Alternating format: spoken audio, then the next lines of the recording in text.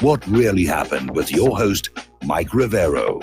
The history the government hopes you never learn. Here is your host, Michael Rivero. And aloha, America. Welcome to our show today. It is Friday, May 24th, 2019. Thank goodness it's Friday. Thank goodness it's Friday. Thank goodness it's Friday. Heading into this weekend, the Memorial Day weekend, a long weekend.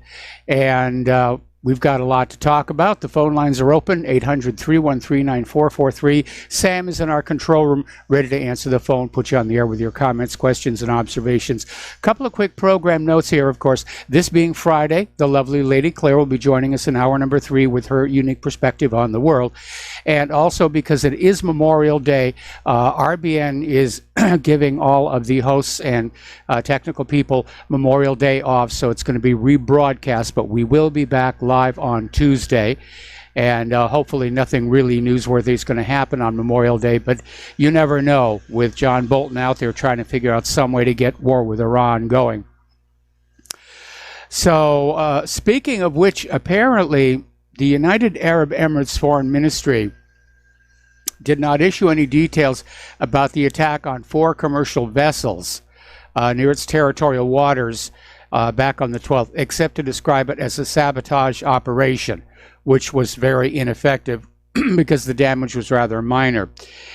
And already, apparently, Bolton is trying to involve the MEK for a new false flag, and the word is already out there. In fact, it was even on Fox News this morning about, oh, it had to be Iran, it had to be Iran, it had to be Iran. So I think they botched that one. I think when they didn't wind up with an oil tanker just burning out of control, which makes for great video, they called that one off because, you know, a little tiny dent in a ship is not going to motivate the American people to say, yes, let's go after Tehran here. Different point of view is coming in from Sputnik News saying that mostly this is all psychological warfare and that the U.S. is unlikely to initiate war with Iran. And I hate to basically challenge Sputnik News, but I do think, yes, the U.S. will initiate war with Iran. They'll do it the way they have done before with some kind of a false flag. They have been ramping up to war with Iran for years. The momentum is building. They're not going to back down now. They're just looking for a way to make it look like Iran struck first, to get the American people all riled up and angry for going off to war. Same thing they did with the USS Maine. Same thing they did with USS Maddox. Same thing they did with USS Lusitania. Or was that RMS Lusitania? It's the same pattern over and over again. World Trade Towers, which is what launched this whole period of warfare. So Sputnik, I hope Sputnik News is right. I don't think they are here. Now, an interesting story has surfaced because apparently, you know, we're all being told that Iran is now our enemy and we shouldn't be doing anything, but apparently Senator Dianne Feinstein hosted the Iranian Foreign Minister Javad Zarif for dinner just a few weeks ago. And Politico reported on this, saying this is a bit unusual for a former chair of the Intelligence Committee and a member of the Senate minority to dine out with the acting foreign minister of an adversary of the United States. And Politico, with its normal tendency to understate things, basically they're saying this is pretty much unprecedented. And how is this not colluding with America's enemies? So what's going on in the back channels here between Dianne Feinstein and Iran? Over in Iraq, they apparently have finished up their military operation against the Islamic State group in Salahuddin. And apparently Salahuddin's Operation Command, backed by the province's police forces and Axis Command, carried out a military operation to cleanse the island of Salahuddin of the remnant of ISIS and impose security and stability. So during the operation, they killed 11 terrorists, discovering 13 hideouts, 16 explosive belts, They destroyed 2 booby-trapped vehicles and 3 tunnels, in addition to finding 2 explosive labs and 11 tanks, 2 for water and 9 for fuel. And they found other stuff: shielding plates, grenades, a hand grenade, 2 motorcycles, a gas cooker, 2 rams with different capacities, a cell phone, and 6 vessels containing explosive materials. So things are still going on over there. Over in Israel, according to the United Nations, 1,700 young Gazans are facing amputation, mainly of their legs, in the next 2 years. They're among the 7,000 unarmed Palestinians in Gaza shot by Israeli snipers over the last year. Now, they're not allowed to leave Gaza to seek medical care that could restore their legs. And Gaza's hospitals have been pretty much, if they're not rubble, they're out of materials, they're out of supplies. They can't do the kind of delicate reconstructive bone surgery that would be needed to save the legs. So the only other option is amputation. It's just like in the American Civil War. If you got shot in the leg, all they could do was amputate. And we're talking pretty much mostly nonviolent protesters. And international law prohibits using live fire against unarmed civilians unless the police or soldiers are in imminent danger of death. Well, that's not the case in Gaza. The snipers are firing from fortified bunkers 100 yards away. So a UN investigation of 189 killings during the first 9 months of the protests found Israeli forces may have committed war crimes. Unfortunately, you're paying for all this. Every year, the United States sends $3.8 billion directly to the Israeli military, no strings attached. That's the money they're spending to buy the ammunition, in particular, these butterfly bullets that fold outward on impact to inflict maximum damage. All right, we're going to do a shout out now to our on-air affiliates who are just now rejoining our network. Now, there's a bit of a fight brewing over Israel's Settler Railway, and it's a light rail system that Israel intends for it to link Jerusalem and the illegal settlements all over the West Bank. It is seen as a sign of the oppression of the Palestinian people. They're not going to be allowed to ride on it. And of course, it means commandeering more Palestinian land for the rail right-of-way. So all of a sudden, a lot of international companies that were being approached to help build this railway system, they're pulling out. And apparently in France, train manufacturer Alstom is withdrawing from the deal. A Greek-led consortium failed to submit a bid. And again, all those settlements in the occupied West Bank, including East Jerusalem, are a war crime. And more people are saying, I don't want to be part of this. This looks bad to the rest of the world. I don't want to be part of this.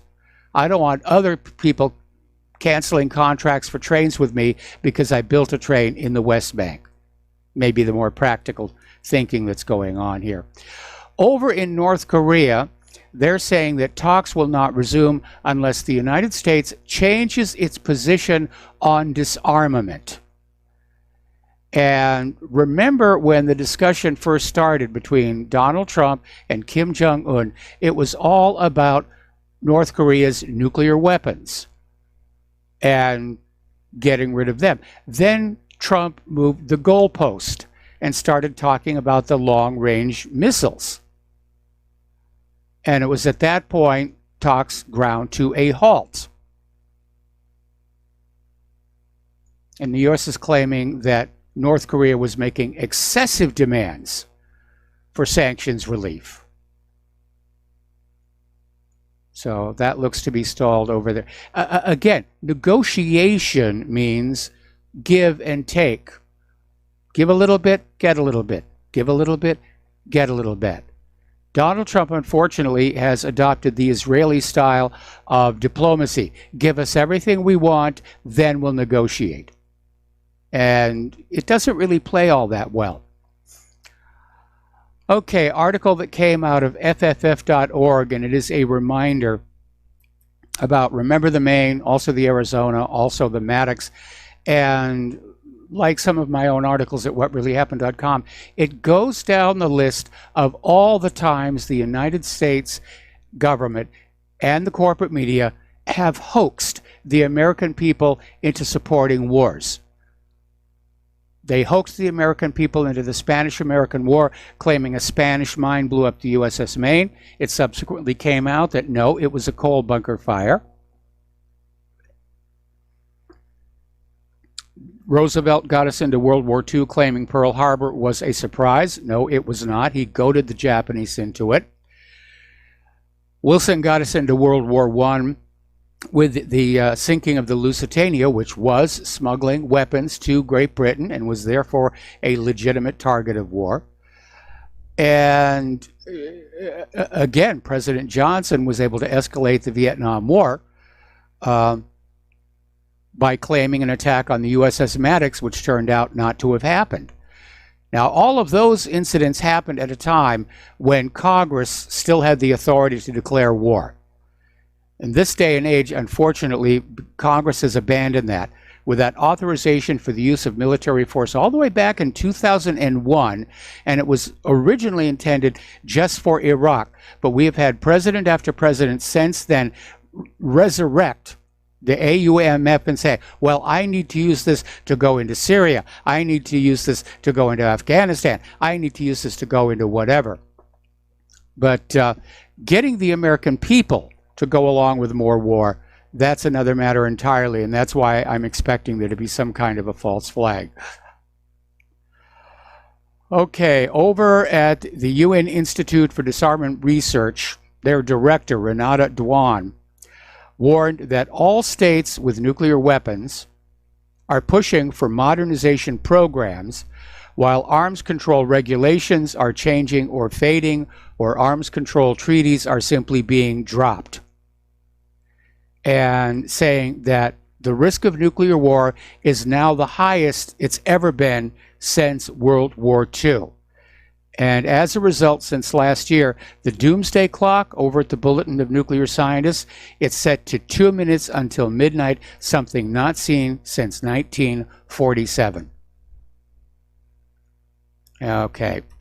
Now, Adam Duygu, a military analyst from Turkey, has posted commercial satellite imagery of Russia's new combat stealth drone on a flight line around the same date President Putin inspected the country's latest warplanes at the 929th Chkhlov State Flight Test Center in Russia's Astrakhan region. Now, analysts are saying that this new drone, dubbed the Hunter B, is a stealth-heavy unmanned combat aerial vehicle being developed by Sukhoi as a sixth-generation aircraft. Now, the advantage of an unmanned combat drone should be obvious. Even the best-trained, best-conditioned pilot blacks out at a 9G turn. And you can build a drone to go in a much tighter circle than that. Now, the United States also has a sixth-generation stealth combat drone. It's the XQ-58A. It's called the Valkyrie. But they're already admitting up front it can't do air-to-air combat, and its weapons carrying capacity is somewhat limited. But they're saying they're very inexpensive at only $3 million apiece. But built in numbers, they could be used for one-time only suicide missions deep into enemy territory. Okay, we're going to take a phone call now from Tony in Puerto Rico. Aloha, Tony. Welcome to the show. What's on your mind? Yeah, aloha, Mike. I was reading an article on the internet the other day that stated that the hardliners in Iran wants to go to war with the United States. But their logic is, if they don't do it now, they're going to do it later. What do you think? They're making a big mistake or what? It's really hard to say. We often hear that rationale applied to a lot of different areas about, we should do it now so we don't have to do it later. But I think that's more a rhetorical argument than a practical one. I hear you, yeah, because their logic being, look, we're being starved to death with these sanctions, and sooner or later they're going to attack us when we have nothing. Let's fight now when we have the muscle So that's their logic. I'm very alarmed at the rhetoric that's coming out right now, because it's actually out of character for Iran. And we also need to be very careful that we're not being made fools of again by memory, which has a tendency to take any... we're talking about Iran here, right? Yeah, Iran, definitely. Yeah. Well, remember, MEMRI is this Middle East Media Research Institute. It's an Israeli propaganda front, and what they do is provide free translations of Arabic media articles to the Western media, but they're very often skewed and mistranslated. And one of the famous incidents about that had to do with Ahmadinejad, who actually said, one day Israel will vanish from the pages of history, and MEMRI translation said, we will wipe Israel from the face of the map, which is a completely different statement. Okay. So we have to be careful, because, again, some of the rhetoric we're seeing coming out of Iran these days, it almost seems a little out of character for them. Okay. Thank you, Mike. All right, we're going to let you go. Getting on back to the wars here. Now, Russia's approach to weaponry has traditionally been lots of inexpensive weapons instead of just a few really huge ones. And Russia is adding warships to its navy much faster than the U.S. And the reason is very simple. While the U.S. is pouring billions and billions of dollars into these giant aircraft carriers like the USS Gerald Ford, the Russians are building corvettes. This is a class of warships between 500 and 1,000 tons. Not only are they small, they are cheap. The newest class, the Karakurt, sets the Russian budget back just over $30 million at the current exchange rates. It's quite a difference from the $14 billion that's gone into the Gerald R. Ford. So they may seem like puny little vessels, except here's the thing. They can hit an enemy surface ship from 4 times the distance that an Arleigh Burke or Ticonderoga class can. So Russia's thinking smart. They're just not out there with this attitude of, well, if we just shovel the money into the fire faster than the enemy, we'll prevail. I don't think it'll work. Apparently, in April of last year, there was a little bit of an embarrassment for the United States, and the United States hasn't admitted it. And for a while, Russia sat on it as well, but now they've gone public with it. And apparently, a Russian frigate operating in the Mediterranean, the Admiral Essen, was able to detect and track a U.S. Ohio-class SSBN nuclear ballistic missile submarine. Now, this probably rattled a lot of people, because the entire doctrine around the Ohio class is they're just a hole in the water, and they cannot be detected. And apparently, the Admiral Essen did so. Whether they have some new sonar technology like ambient sonar, which was coming on, I think, about 5 years ago. But however it is, they were apparently able to detect and chase this submarine all around the Mediterranean for a period of 2 hours. They didn't do a hold down on it. That would have provoked something. But yeah, if they can find those Ohio class, that really is a game changer. Okay, turning to our domestic politics. Over the last few days, we have seen this little bit of a kerfuffle between Donald Trump and Nancy Pelosi regarding this meeting that happened Wednesday morning, where Pelosi and Schumer came on into the Oval Office to talk about infrastructure with Trump. Now, Pelosi's version is that Trump just erupted at her and said, you got to end all these investigations. And when Pelosi said, no, you're guilty of a cover-up, that Trump basically threw a tantrum and stormed out. And ever since then, Pelosi's been saying the tantrum proves he's mentally unstable. Well, apparently White House staffers are now coming forward and saying, no, it didn't happen that way at all. Pelosi goaded Trump trying to get a reaction. Got to take a break for commercials. We'll be right back. And aloha, America. Welcome back to our show here. And I have an idea for this Memorial Day weekend. How about if everybody listening to this broadcast buys one less six-pack of beer and instead sends that money on in to Republic Broadcasting. And of course, the postal address to do that is Republic Broadcasting Network, 2251 Double Creek Drive, number 302, Round Rock, Texas, 78664. The phone number where you can make a credit or debit card donation or pledge to be a recurring subscriber is 800-724-2719, extension 1 during business hours, extension 3 at all other times. The network thanks you. Okay, before we go back to the phones here, just got an interesting email from somebody. They have a relative who has become an Army recruiter. Wasn't a job they wanted. They were ordered to do it. And apparently, over the last 4 months, has not signed up a single person. So it looks like the young people are waking up to the realization, even if there are no other jobs out there, if you sign up for the military, there's a good chance you're going to get shot at. And that's a depressing prospect for ambitious young people. Okay, let's go to the phone lines. Mark in North Carolina, aloha. Welcome to the show. What's on your mind? Hey, Mike. Well, two things now, what you just mentioned about the recruiting. But first of all, people got to remember something about, the size of the ships and everything like that. Basically what we've got out there, floating dinosaurs today. World War II, at the beginning of World War II, Germans didn't have anywhere near the naval power of the British.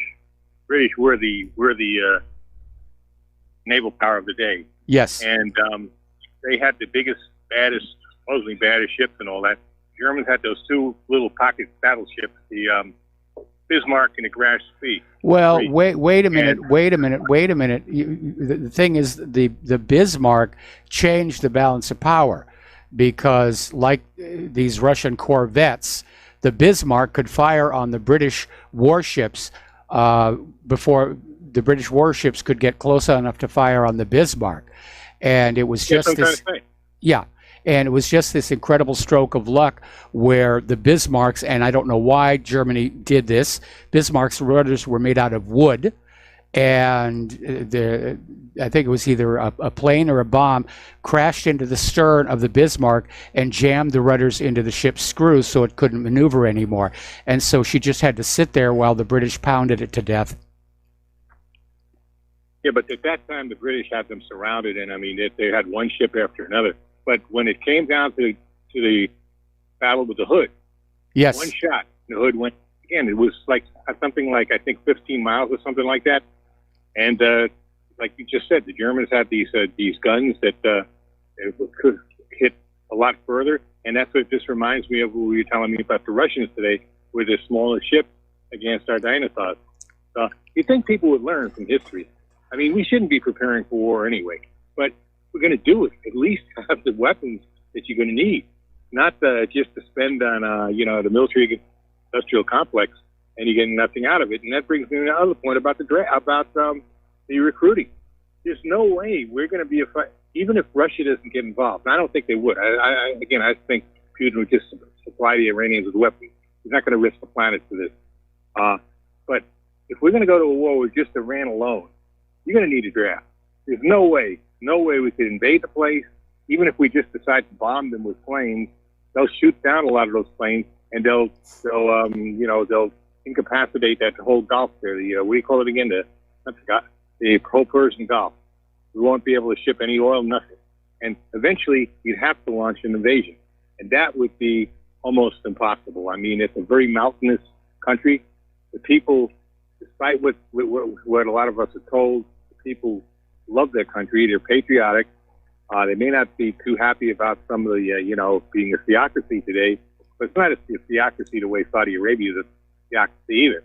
And they're ancient people. They're Persians. Thousands of years ago, they were the premier power in the world. Yes. They're not going to just, fold like, Iraq. It's not going to be that easy. They're not flat like Iraq is. They're much bigger, larger population, and they're better armed today. So, they better know what they're doing because, like I said, you're going to have a draft. And you got a draft. And like I said, I don't think that's when the American people will really wake up. Exactly. I don't think Russia is really an enemy. But if they were an enemy, and if I was Putin and I was thinking like this, I'd say go right ahead and then have your draft.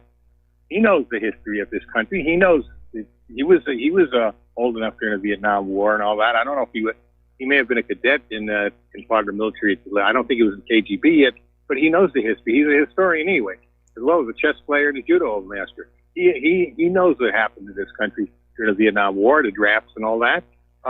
There would be riots. There would be riots that make the Vietnam War look tame. Yeah, it really would. Once you got these soldiers they would rebel. All right. Well, Mark, I got to let you go. We got to take a break for commercials. We'll be back with another phone call after these few words.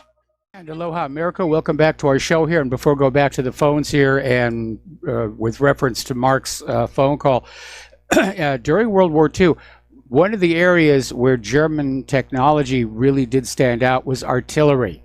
They had metallurgy and precision machining that Britain and the United States couldn't match.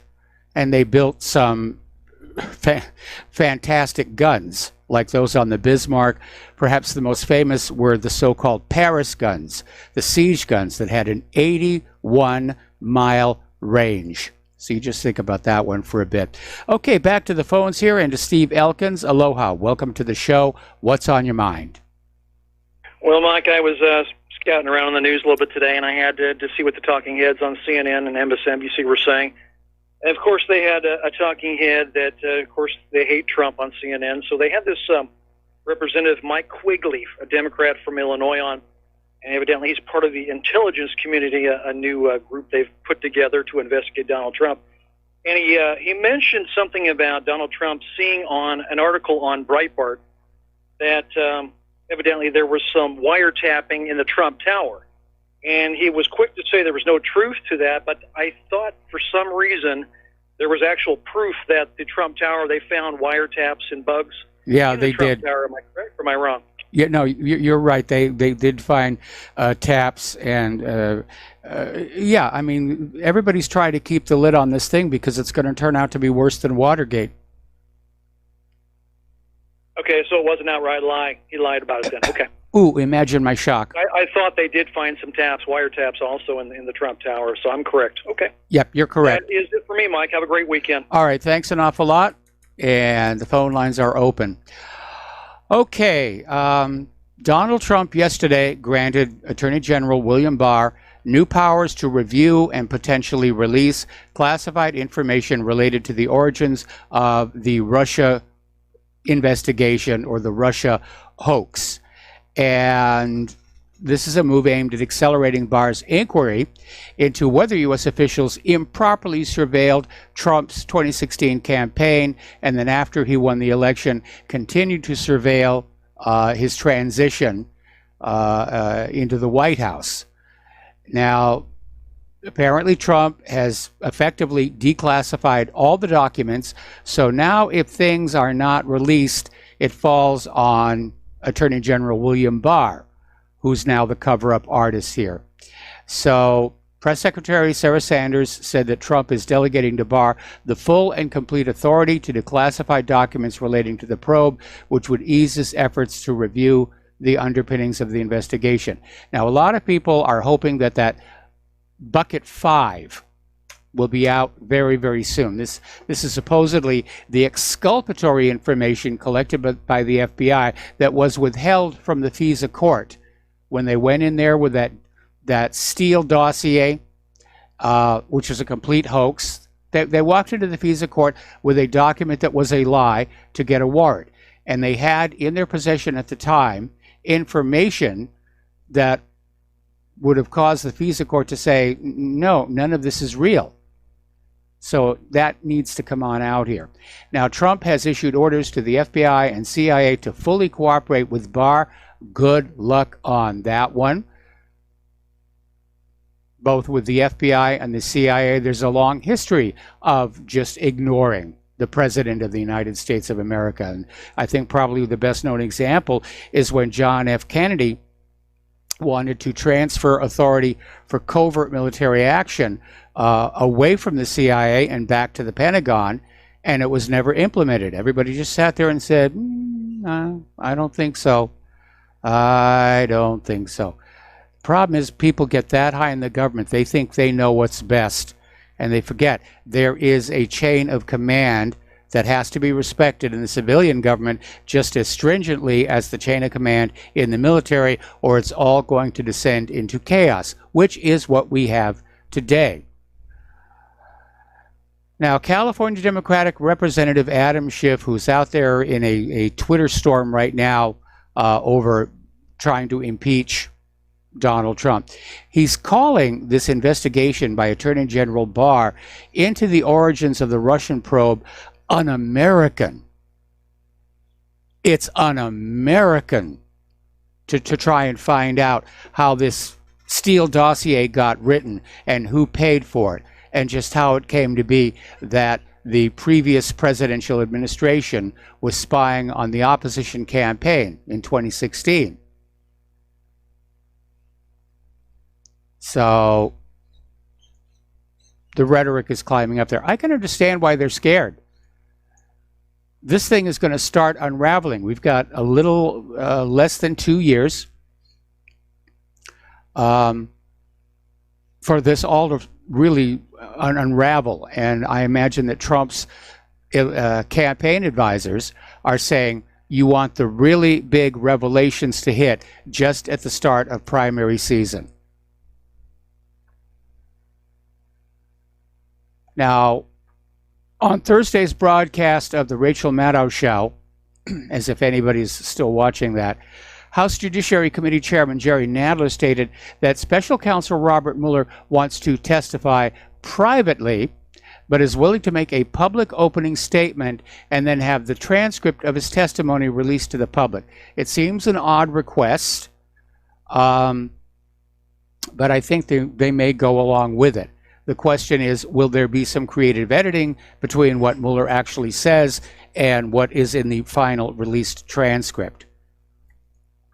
So I'm a little concerned about that. All right, Wednesday there was this New York federal judge who ruled that the Trump administration had to comply with 2 subpoenas from the House Financial Services and Intelligence Committee. And it turns out this judge, District Judge Edgardo Ramos, was appointed by Barack Obama, and he donates heavy to big-name Democrats, including 2 who are currently sitting on those committees. Now, in a situation like that, judges have a responsibility to recuse themselves if there's a conflict of interest, and this judge did not. So there is an anchor point for Trump's lawyers to go back on in and say, no, this ruling is invalid. The judge has a conflict of interest.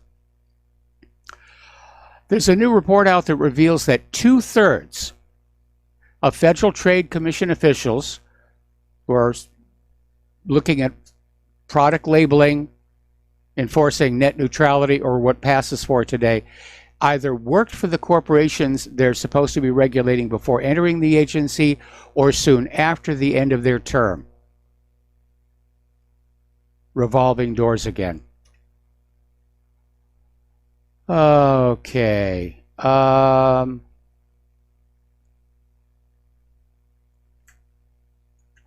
So getting on to the world of sanctions, article that came on out of Russia Insider. Sanctions are a bitch. U.S. refiners importing Russian oil like mad. And the market needs to be fed. There has to be oil, there has to be gas, there has to be diesel, there has to be jet fuel. And refiners will buy whoever has the best cargo at the best price. It is only politicians who don't understand you cannot dictate to the markets, even though that's obviously what Trump is trying to do. So now refiners in the U.S. have been under pressure with rising oil prices, but Russian oil isn't brought in to supply the tight gasoline market. Russian Urals grade is considered heavy sour, which is better for refining into diesel and heavier grades of fuel. Over in Europe, they're getting low on gas, and Russians and Americans are racing to fulfill that demand. So there's this competition for a stake in the European gas market. It's heating up this year, and the outcome will have a long-lasting effect.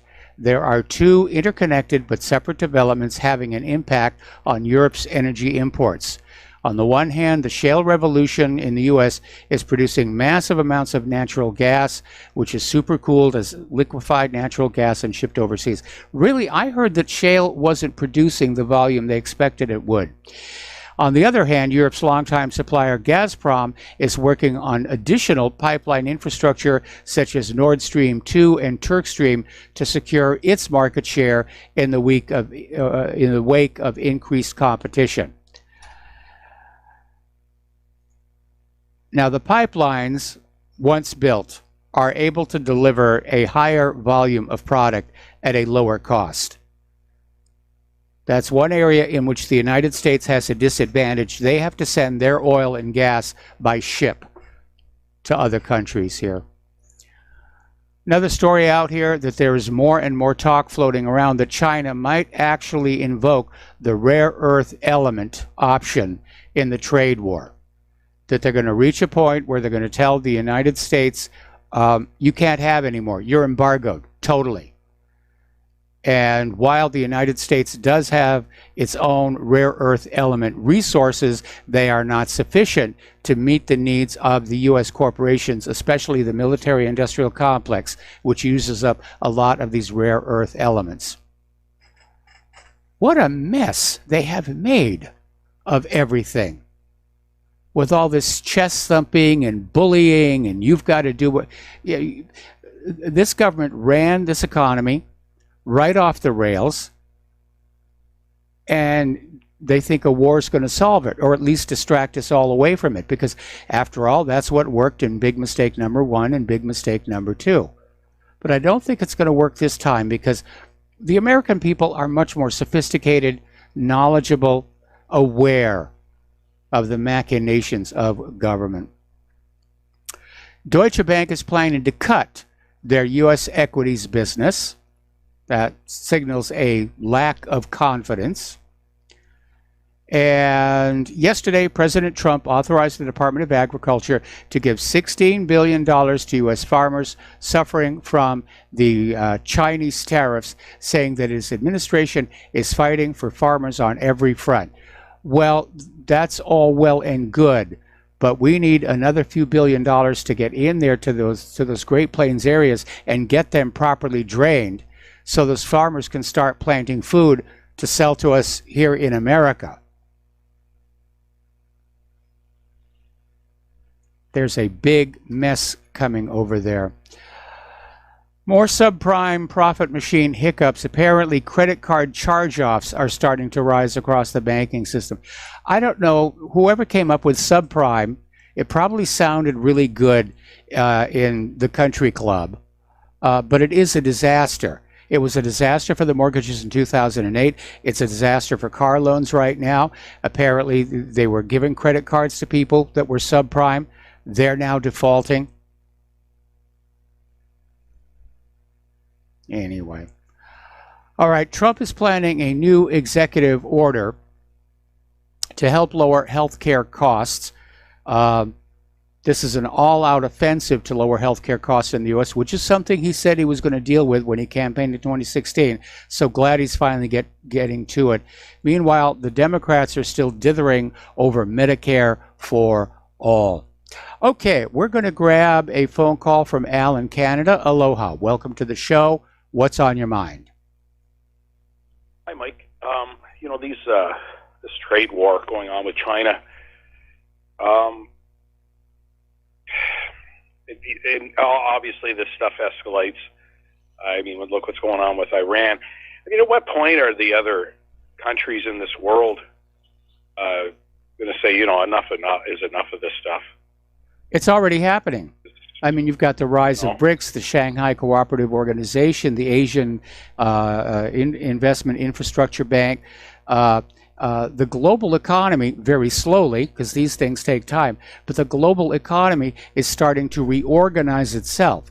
And in the middle of it, there'll be a big hole where the United States banks used to be. Because fewer and fewer countries are going through the U.S. dollar as an exchange currency. They're doing direct currency exchanges. And so, yeah, this is a suicidal policy on the part of the U.S. Well, it seems like it is, but at the same time, I mean, Donald Trump, I mean, he can't be that stupid. He's dealt with banks all his life. He has to realize that, this is going to happen. People are just going to dump the dollar, and they're doing it. Well, dealing with banks is not the same as dealing with foreign governments. And Trump is turning out to be a very weak president. He's easily manipulated, and he's being talked into doing these things by individuals or entities who are only seeing their best interests in front of them, and they're not really thinking about the big, broad picture, which is really, I think, in my opinion, what the president's job ought to be, looking at the overview and saying, okay, this may be good for you, but it's not good for these other portions of our country. But Mike, with what you just said, you're talking about a lot about Pompeo, I think, and Bolton. I mean, how can what they're doing be in their best interest unless they're being paid to do it? And even if they are being paid, I mean, don't they have kids and grandkids and all that? I mean, are these people just mad? Well, they're convinced that the war will never reach here to the United States, and their kids will never be signed up to the military. But, it's not just Bolton and Pompeo. I'm sure that you've got governors from the Federal Reserve are talking to Donald Trump. Mnuchin is talking to Donald Trump. You've got representatives from various industries who are seeking access to the president, and they're all coming on in and saying, look, we've got to whip those Chinese. And unfortunately, I think Donald Trump has an overly simplistic view of what trade with China is really like. You think he's, what's the word I'm looking for? Maybe, out of his league, but do you think that he knew that this is how it was going to be? In terms of the trade war or in terms of the presidency? Well, yes, I think he's out of his league. The government itself. Yeah, I think he's out of his league. He came into the White House very, very naive. He tried to be magnanimous in victory. He allowed a whole bunch of Obama holdovers to remain, and he's been fighting them tooth and nail ever since. So, yeah, he was a little bit... What's the alternative? Yeah. Well, yeah, that was it. What's I mean, as much of a disappointment as Trump has been, I still see him as having been a better choice than Hillary Clinton, because if Hillary Clinton had been elected in 2016, the mushroom clouds would already be sprouting. Anyway, listen, Al, got to let you go. Got to take a break for commercials, and we'll be right back. And aloha, America. Welcome back to our show here. Now, out in Washington State, they have become the latest state to offer safe haven to illegal immigrants after Democratic Governor Jay Inslee signed a sanctuary bill into law Wednesday. Now, Jay Inslee is also a Democratic presidential candidate. I know there's a couple of dozen of them out there. It's hard to keep track of them all. But the legislation prohibits local law enforcement from asking about an individual's immigration status or place of birth, with an exception if it pertains to a criminal investigation. State prisons and jails are also barred from honoring voluntary immigration holds requested by federal authorities, such as Immigration and Customs Enforcement. These new rules are considered some of the most restrictive in the country. So, all right. Little bit of good news from Great Britain. Theresa May has announced her resignation, and it's all because of Brexit. She's going to step down as the Conservative Party leader on the 7th of June, but will remain Prime Minister until a successor is found. So she is pretty much out. And Boris Johnson is out there saying that it looks like there's going to be a no-deal Brexit, which, from what I have been seeing about all the deals that are being proposed, I think that's going to be better for the British people. There's going to be some upset for a while, but Britain has a lot that they want to buy from other countries, and Britain has a lot of things they want to sell to other countries. For example, Claire's always wanted a Jaguar. So I'm sure that trade deals will be arriving very, very quickly. And don't forget, Donald Trump himself stated that when Brexit finally happened, that he would move very quickly to establish trade with Great Britain. And it's kind of an interesting little reminder that people aren't allowed to trade with each other anymore. You have to have the government's permission to do business with somebody else in another country. Why do we need that? Why do we need governments telling us who we can and cannot do business with? Alrighty, so the Brexit Party is getting ready to make European elections history. Of course, that's going to start happening over this coming weekend, and that'll be worth keeping an eye on there. But this may see the rise of the populists and the nationalists, and the head of the European Union, Jean-Claude Juncker, is clearly panicking. And he came on out and he said, people who love their countries are stupid. He actually said that. And he said in an interview on CNN, these populist nationalists, stupid nationalists, they are in love with their own countries. Like that's a bad thing. So we know he's a globalist, but he's clearly out of touch. Anyway, we got to take a break for station identification. We'll be right back after these few words. And aloha, America. Welcome back to our show, hour number 2. The phone lines are open, 800-313-9443.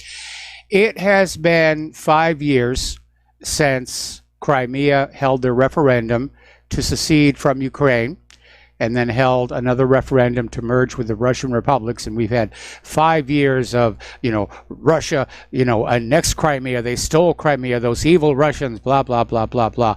And apparently the harangue, as it were, is wearing off. And we're starting to see more and more of a sense in Europe of rapprochement with Russia. And probably a good example of that comes from Italian leader Matteo Salvini, and he basically said, I continue to believe we don't need sanctions. The issue of their removal unites all decent people. So the Europeans are tired of these sanctions as well. Remember when those sanctions were first imposed, it hurt Europe more than it hurt Russia. I mean, there were riots in France because these farmers were cut off from their market, from their buyers. And they had all these rotting crops, and they trucked them into Paris and just dumped them on the steps of these government buildings. What is it about government that they can't just let people live their lives and engage in peaceful commerce and just work to make a better world? Why is it always that governments feel they have to intervene and hack and slash at the normal processes of commerce so they can stand up there and make speeches and say, look what I did, it was a good thing, trust me? Okay, another one of our Democratic candidates for 2020, Cory Booker, is now out there campaigning, saying that if he becomes the president, he will create a White House office exclusively dedicated to protecting abortion rights. See, the Democrats are using the abortion issue. They're fanning it up so that next year's election is about abortion and not about the economy. Not that the economy is really doing all that great. In fact, by the time the 2020 elections come around, it may be very obviously in trouble, even to the most disconnected voter. But that's it. The GOP has walked into a trap, and they don't realize it yet, apparently. So Democrats are pushing for late-term abortions. Republicans move to ban abortions, even in the case of rape and incest. And the victims of this are women and the unborn babies. And even this article I'm looking at, which came out of Russia Today, is saying rekindled interest in abortion legislation is a clear reminder that the 2020 presidential elections are bearing down on the United States like a tornado, with all the expected fallout and damage. So that's what it's really all about. They don't really care about the women. They only care about the unborn in terms of plumping them up so that the sale of the body parts becomes more profitable. Okay, there's been a recent analysis by the Guttmacher Institute that found nearly 1 in 20 women will have an abortion in her first 20 years of life. By age 30, that number approaches 1 in 5. By age 45, it's 1 in 4. And it is a staggering number. It's certainly more than I thought was going on here. But people are looking at these numbers and wondering if, in fact, that feelings of guilt by these women are turning them into fanatic supporters of abortion. They don't want to entertain the possibility that they may have done something wrong, that they may have ended a human life. So, out here in Hawaii, Senator Mazie Hirono brags to protesters that she rallied 8th grade schoolgirls and boys in support of abortion. 8th grade. Now, when I was in 8th grade, we didn't even know what abortion was. It was all very hush-hush. Nobody talked about that. And so Crazy Mazie is out there trying to get the kids on board to say, yes, abortion is really good.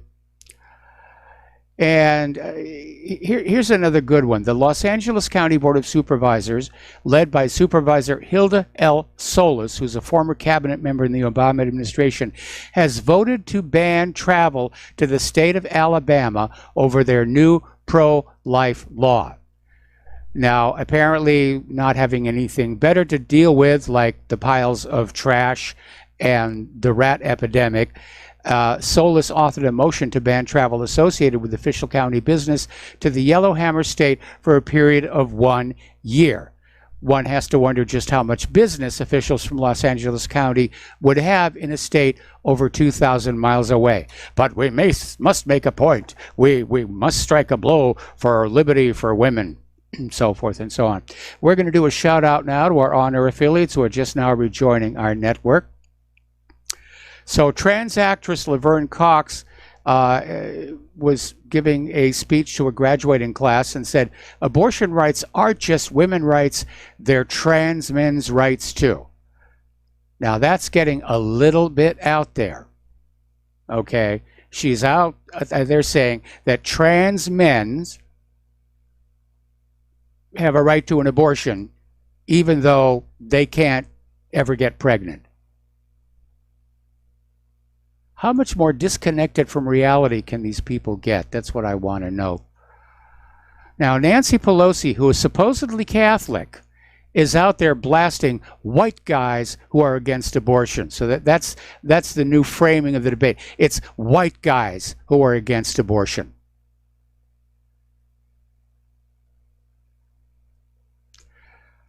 Okay, remember the hashtag #MeToo? Where it just took off and everybody's saying, oh, I was abused, I was a molested. I think it began with the Harvey Weinstein situation.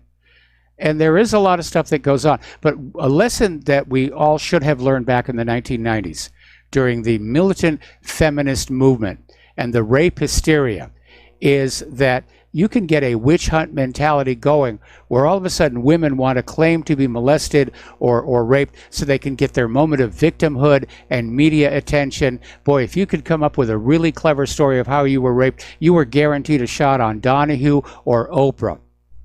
So apparently down in Australia, actor Jeffrey Rush was accused by actress Erin Jean Norville, who starred alongside him in Shakespeare's King Lear that ran in Sydney, Australia between 2015 and 2016. Now, Rush denied all allegations, and despite his denial, he was forced to step down as president of Australia's Screen Industry Academy following the complaints. Well, it went to court, and it turned out the allegations were false. And Jeffrey Rush has been awarded $1.9 million in the lawsuit he filed against Australia's Nationwide News, which published the claims. that he'd engaged in sexual misconduct. You got to fight back on that. Not every claim of assault or rape should be taken at face value. They should all be evaluated carefully on a case-by-case basis. This Me Too can get out of control. It's been a long time since Salem, Massachusetts. We dare not go back there again. Well, Jussie Smollett is back in the news, and no, it's not because Empire is taking him back. He's definitely off that show here. And after Chicago prosecutors abruptly and inexplicably dropped all criminal charges related to the false police report he filed, the case file was sealed. And Smollett said, well, I just want my privacy. And for a while, it appeared that Smollett was simply going to walk away from the incident without anyone else knowing exactly what transpired.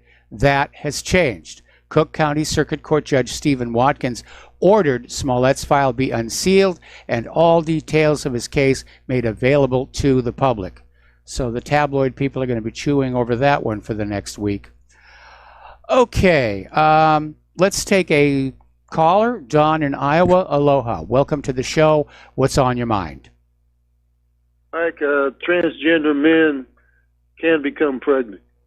If in other words, they were a female and they've already gone through female puberty and retain functioning ovaries, they can, and they become a man. Whatever. I mean, I'm not that I'm in favor of all this stuff. I'm with you on the whole transgender deal, but that's what they're talking about. They can still have babies after they've changed from woman to man. Anyway, I was under the impression that as part of the surgical process, that plumbing was removed. But again, it's wacko. It's real Caligula, Fall of Rome stuff. And the Democrats, I don't think they understand. They're losing.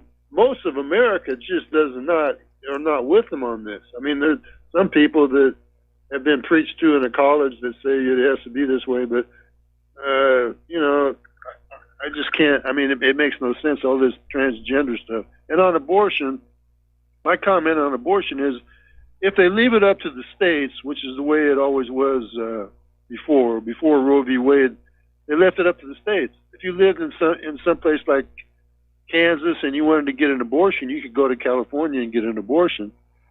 Nobody's going to stop you. But what these Democrats want, they also want free. They want it all to be free, paid for by the government. Yep. And, that's what they're really after is free stuff, free abortion. And abortion sucks. I mean, women, nobody really wants abortion. It's a last-ditch effort for whatever it is. I mean, so it's bad news. Okay, I'll let you go, Mike. All right. Well, thanks an awful lot here, and thanks for the correction on the transgenders. And it's not like I've done an in-depth study of exactly what it all means and what gets done during the transitioning.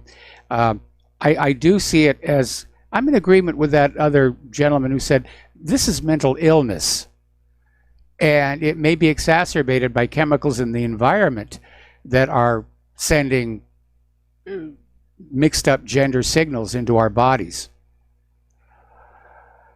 My position on abortion is, I understand there are times where it is necessary.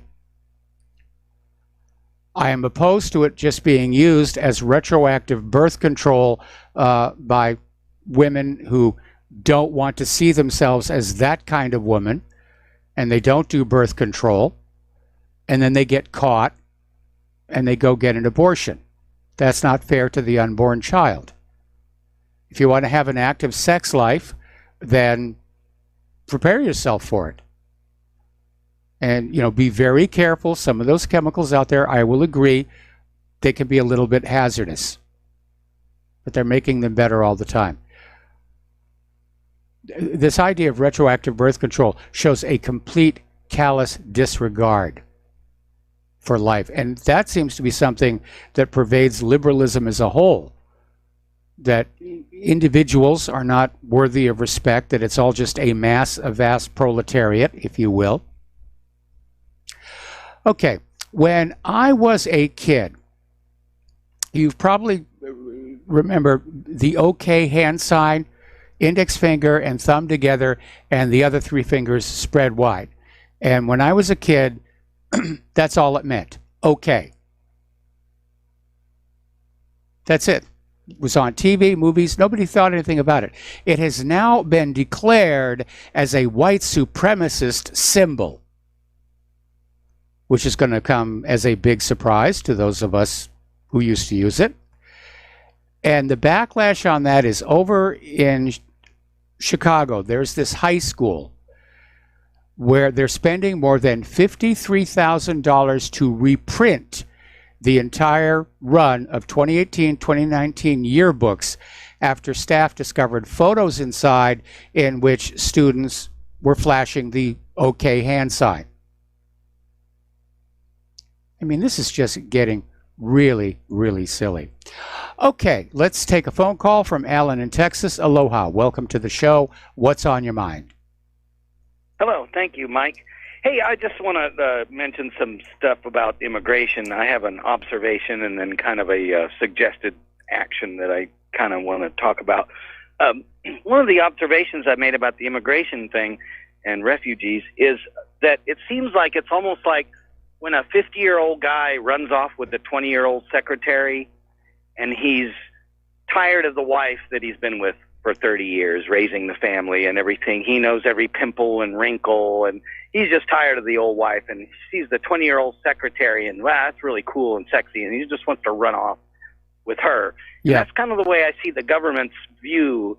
It's like they're tired of the American people. They know all our pimples and wrinkles, and they just don't like it. And they see somebody that they don't know, that they don't see the wrinkles and pimples, and they want to run off with them because they look cool and sexy, and it's just destructive and very selfish, and that's an observation I wanted to make about that. Well, you may be closer to the truth than you realize, because from the point of view of the U.S. government, the current indigenous American population has become unruly. We don't listen to them. We don't believe them. We're not obeying them. And so the government may simply be saying, all right, well, let's, ramp up abortion. Let's go and attack white heterosexual males, and we'll flood the country here with all of these immigrants who don't even really speak the language, let alone are able to analyze, what we're saying about the need to go off for war. Yes, and I kind of want to send out a warning to the immigrants and refugees that are coming, because what's going to happen to them when they've been here for a couple of generations? They're going to be just as despised as we are, because they're going to want things. They're going to want action from their government. They're going to want all these things that were promised, a right to free speech, bear arms, cars, all the things they've been promised. And anyway, but it leads me to a kind of a conclusion I'd like to share with y'all. I was watching a video in Europe where people were complaining about the immigration issue to the authorities, and the authorities always predictably came back with the response of that, well, you're just racist. You just hate these people and all this kind of stuff.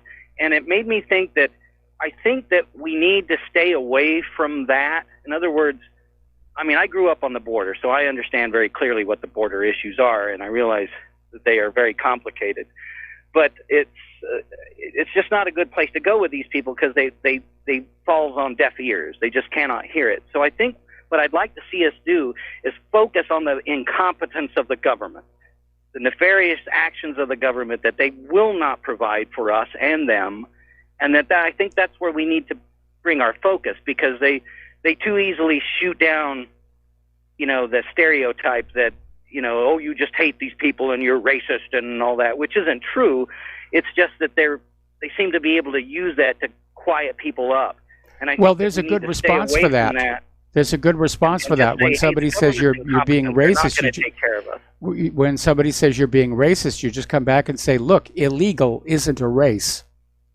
Yeah, absolutely. But anyway, that's my suggestion, that we shine a light on the incompetence of the government, saying, hey, they're not going to take care of us. People are going to starve. That's going to take a really big light. Yeah, well, I agree. Anyway, but that's my suggestion. Thank you. All right, thanks an awful lot. Yeah, does anybody have one of those big World War II searchlights We're going to need a big light to shine a light on all that incompetence here. Okay, over in San Francisco, where, like Los Angeles, the streets are full of trash. They're full of discarded drug needles. San Francisco has this program to hand out needles to drug addicts, and they're supposed to bring them back like Coca-Cola empties, but they don't. You have all of the homeless who are pooping on the streets. And so the San Francisco Board of Supervisors has just been given a 12% raise. So that's a big problem in this country, where that incompetence is being rewarded. We need merit-based pay scales. You do the job, you get more money. You're not doing the job, sorry, we're going to cut your pay. Got to take a break for commercials. We'll be right back. And aloha, America. Welcome back to our show. We're going to go to the telephones to Sherry in Texas. Aloha, Sherry. Welcome to the show. What's on your mind? What's on my mind right now is to ignore the incompetence of the bureaucrats who represent us. Because the government, I'm going to dig my heels in and be strict about the fact that the government is us, and our Constitution is our strength.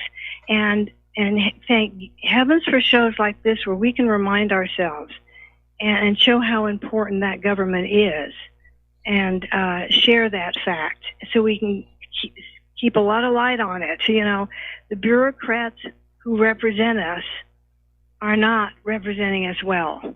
And I just wanted to make that distinction. We are the government, and we need to look to the Constitution every chance we can to remind ourselves of that. You're absolutely right. Again, our representatives don't represent us. They represent their big campaign donors, and they represent themselves. Yeah. And that's not the way the Founding Fathers set up this country. And if you look, if you actually study the government that is described by the Constitution, you will see how far away from it we have come, especially since the end of the Civil War. And now we're in a nation where the chief executive can just declare war all on his own. That was never intended. Congress has made some half-hearted attempts to reclaim their constitutional authority over war making, but they don't seem to be making a lot of progress. Yeah, it's like they want to sometimes challenge the Constitution so they can find a way to set a new precedent and therefore somehow get it changed. Like they come up with something that is a rule that doesn't adhere to the Constitution, and if they can get that to go through, maybe they can erode it. You know, we just yeah, we've been seeing that. I mean, our Fourth Amendment right to privacy is completely gone between government surveillance and corporate surveillance. The Second Amendment is under constant attack. The government is routinely violating the 10th Amendment, and now we're starting to see attacks on the First Amendment. Both coming from Israel and BDS and from the social justice warriors, saying that no, free speech is a bad thing. You know, it's a bad thing. That's right. I don't think it's going to be easy to change the Constitution by trying to come in with a different kind of law that challenges it. I don't know how timorous that is. I'm not sure, but I hope it never happens. We need to remind ourselves of how important it is. We do. One of the things that has undermined our Constitution is the practice of the Supreme Court arrogating for itself the right to interpret laws relative to the Constitution, which, by the way, that is not in the Constitution itself. And an earlier Supreme Court decision, Marbury versus Madison, laid it out very clear. Laws repugnant to the Constitution are automatically null and void. But that's sort of been shoved over to the side there so that lawyers can make a lot more money arguing these issues all the way up through the appellate and to the Supreme Court. And that's why there's always this huge fight over the justices, because liberal justices will swing the laws toward the liberal agenda, and conservative justices will swing it toward the conservative way. They're not even really paying all that much attention to the Constitution anymore. I mean, every once in a while they get it right, like in the Nixon versus Washington Post New York Times decision, but a lot of times they'll get it wrong. like the Obamacare decision. And so they're subject to politics. And again, I'd like to know what's going on with Ruth Bader Ginsburg. And is she really still functioning as the Supreme Court justice, or are they just going to keep her in a closet hoping that a Democrat will take the White House in 2020? I don't know. But you just gave us some very valuable information, at least it was for me, about how it's not that easy to change the Constitution. Yeah, well, the only way to change the Constitution itself is with an amendment.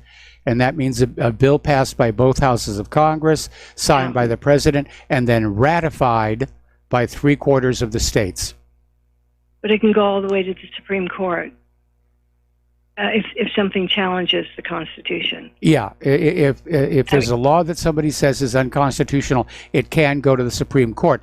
The danger is the Supreme Court can say, well, if we look at it from this way, then yes, it's constitutional. That's what they did with Obamacare, when they said, well, this would be valid under the Commerce Clause. Okay, well, Obamacare, I think it was like Mission Impossible. I think they knew it was going to fail. And like I said at the time, I mean, this gets me off onto something else, but the train wreck was the insurance company's gravy train. They wanted a piece of it, and that's where the weak link lay. And that's the health insurance companies wrote the Affordable Care Act, and then they greased a lot of palms during the election, and then just handed it on over, and that was pushed on through as Obamacare. Anyway, Sherry, got to let you go. Got to take another break for commercials. We'll be right back. Aloha America, welcome back to our show here, and just got an email. Sherry is right about those in power not following the Constitution. They don't want to govern the citizens, they want to rule them. There's a tremendous difference there. And with regard to the continued attempt to undermine the Second Amendment dealing with the right to bear arms, the more I see how countries who have disarmed their citizens now treat their citizens. When you live in a country and you have no right to bear arms, you're no longer a citizen, you are a serf. And that's certainly true. And remember, during the 20th century, every time there was a genocide against a population, it was preceded by a gun ban. So they couldn't fight back. Okay, so over in Beverly Hills, I think this is a good example of how the elites get to keep on doing what they want to do, no matter what. And Beverly Hills has never been a tobacco-friendly city. They were the first in California to ban smoking inside restaurants and public places back in 1987. They added outdoor venues to the list in 2007. Now they're getting ready to enact what is the most stringent tobacco ban in the country, eliminating the sale and use of virtually all recreational nicotine products, with one very Beverly Hills exception. Cigarettes are out, vapes are out, but for an elite group of aficionados, cigars will be spared as long as they're smoked inside one of 3 dedicated lounges. So entreaty support into City Hall from top executives at real estate offices, security firms, talent agencies, movie studios, and from former Governor Arnold Schwarzenegger. Nearly all of them are acolytes of the Grand Havana Room on North Canyon Drive, a club so exclusive its members need a special key to get on in. So these people will go on smoking their cigars, but everybody else down on the street, oh, we're going to keep you healthy. Trust us, we're going to keep you very healthy so that you can go on working hard and making us more money than you already have. Okay, let's do that. So, now, getting on back to the attack on our Constitution, a former Federal Election Commission chair is out there claiming that a libertarian interpretation of the First Amendment is responsible for more violent hate crime in the United States than terrorism. This is from former FEC Chair Ann Rivero, and she's out there basically saying the First Amendment is bad. An unrestricted free speech is bad. It's causing a lot of violence. Well, I think the violence is caused by people who don't want to engage in a dialogue, or they can't engage in a dialogue, and they're unwilling to admit that maybe they're wrong. Peaceful, reasonable, rational debate seems to be gone from our society. But you remember what George Orwell said: freedom of speech means saying that which the other guy doesn't want to hear. And that's really it. If you're only saying what the other person wants to hear, that's not freedom of speech, that's permitted speech. Somebody just sent in an email about Ruth Bader Ginsburg. Have you considered looking for her picture on milk cartons? Well, I don't drink milk anymore, but next time I'm at the market, I'll try that one here. Okay, so let's talk about Julian Assange. He has been hit with a total of 18 federal charges in the new indictment, and they're all for various forms of espionage, and they're all connected to the 2010 leak of classified documents by Chelsea Manning. Primarily that video, that gun camera video from a helicopter that blew up a camera crew and then shot up the people who tried to help them. Now that was a war crime. And Manning saw that and said, we can't allow this stuff to go on unchallenged. So she blew the whistle, and she used WikiLeaks to do it. Now they still have Chelsea Manning in solitary confinement. They're trying to get her to come on out and testify that Julian Assange solicited classified information, because if she says that, it's a whole different thing. If you are a journalist, media outlet, and somebody sends you classified information, you are protected from Title 18. If you ask for it or ask for more, then you've committed espionage. So it's something everybody in the independent media needs to remember. But basically, if convicted on all these indictments, and I'm sure he will be, because we've got Judge Kangaroo already putting on his robes, he's looking at spending the rest of his life in prison. Personally, I hope Sweden gets him on that revived sexual assault charge.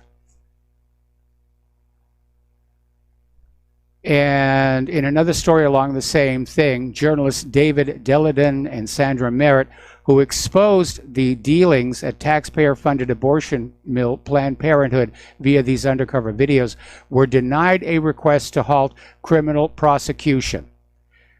They're being prosecuted for alerting the world that Planned Parenthood, which was encouraging women to have abortions rather than perhaps carry to term and put up for adoption, was selling the baby parts.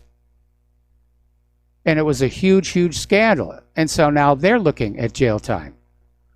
Now, in a little bit of good news, the Teeter versus Project Veritas action lawsuit was thrown out of court. In fact, the judge decided the claims from the plaintiffs were so thin, he wasn't even going to send it to the jury.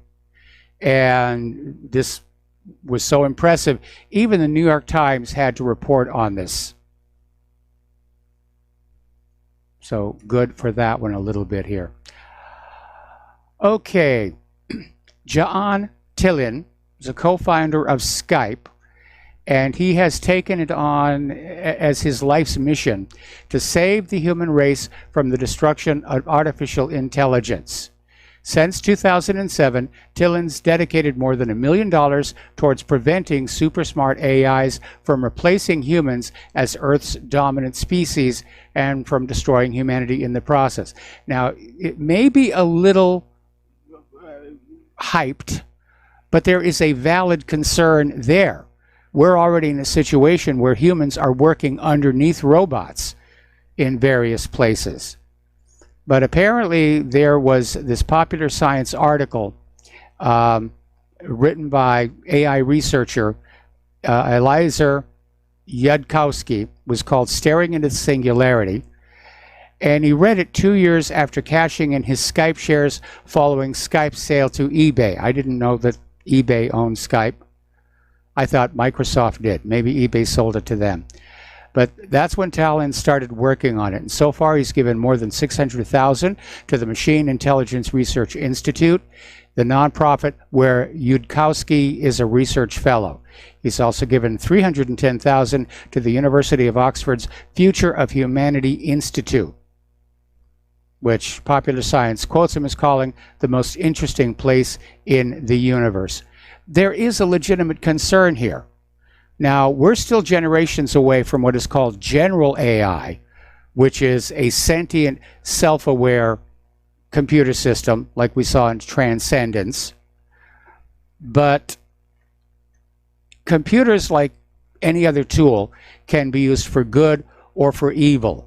And we're already seeing computers that are not artificial intelligence being used to bad purpose, to surveil us, to track our buying habits, to keep an eye on us, to just mass all this data about us, to manipulate the markets. And one can only imagine that as artificial intelligence makes its way into the mainstream, if you will, the situation is going to get a lot worse. And I don't want anybody to think that I'm a Luddite, because I've grown up with science and technology. And I remember when computers were simple and fun, and a flick of the power switch would get rid of all your viruses and reset the machine back to the state it was when you brought it home from the store. I still have my little Commodore VIC-20 up there, which I'm unfortunately going to have to sell before we move. But today, it's just this monstrous cybernetic network, and it's taken on a life of its own, and it's under the control of governments and corporations. The machines no longer work for us, we work for the machines. Down in Venezuela, they're getting ready to develop a nationwide 4G system with the help of China's Huawei and Russian companies. And basically, the Venezuelan president, meaning Maduro, stated that Caracas is aiming to develop its satellite technologies. So, doesn't sound like they're quite as starving as we've been told that they are. Over at GitHub, there's a security researcher, goes by the pseudonym of Sandbox Escaper, and he's published demo exploit code for 2 more Microsoft zero-day exploits after releasing a similar fully working exploit the day before. Whoever this guy is, he's a white hat.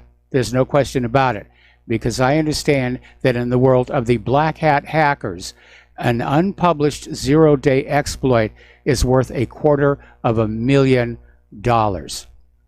But these two mark the 6th and 7th 0 days impacting Microsoft products this security researcher has published in the past 10 months.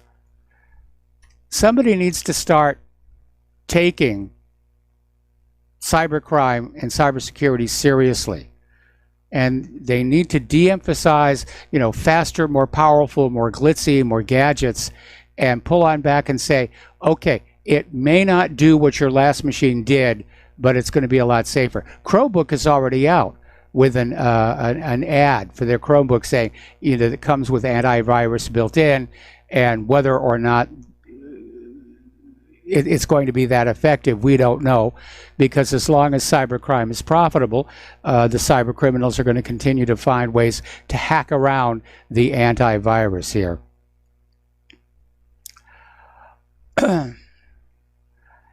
Anyway, somebody just sent me an email. Would the advanced AI computers be analog or quantum? Well, of course, they're not going to be analog.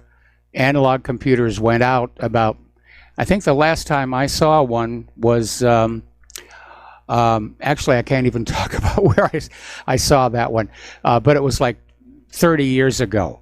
Analog computers are built out of transistors and variable resistors, potentiometers, and they're made to simulate an equation with analog voltage. And they did tend to predate digital computers, but they have been displaced. As far as quantum computers, I'm not seeing them live up to the hype. But artificial intelligence computing will be some form of digital network. So, analog computers, boy, that takes me back always. I remember in high school, they had this wonderful Heathkit analog computer.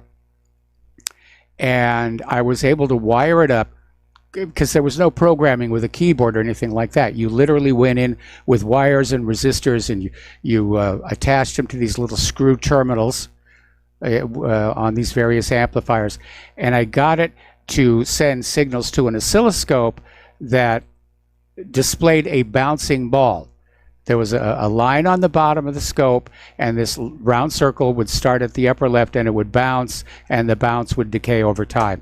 And that was about the maximum limit of what this this analog computer rather could do here. But it was fun and a thrill to get it to work. Back then, this stuff was fun. All right, getting back to the modern world here. Apparently, Apple has gotten into trouble yet again because one of the latest updates has slowed the phone's performance, and it was designed to manage demands on the battery. Consumers weren't told, and apparently a lot of users tried to take their phones in to get them repaired or replaced because they were running so much slower. And so Apple is now promising to be clearer and more upfront with iPhone users about battery health and performance following action by Great Britain's Competition and Markets Authority. You seem to be doing a really good job. Yeah, sometimes it just seems like the updates are worse than the original machine. I mean,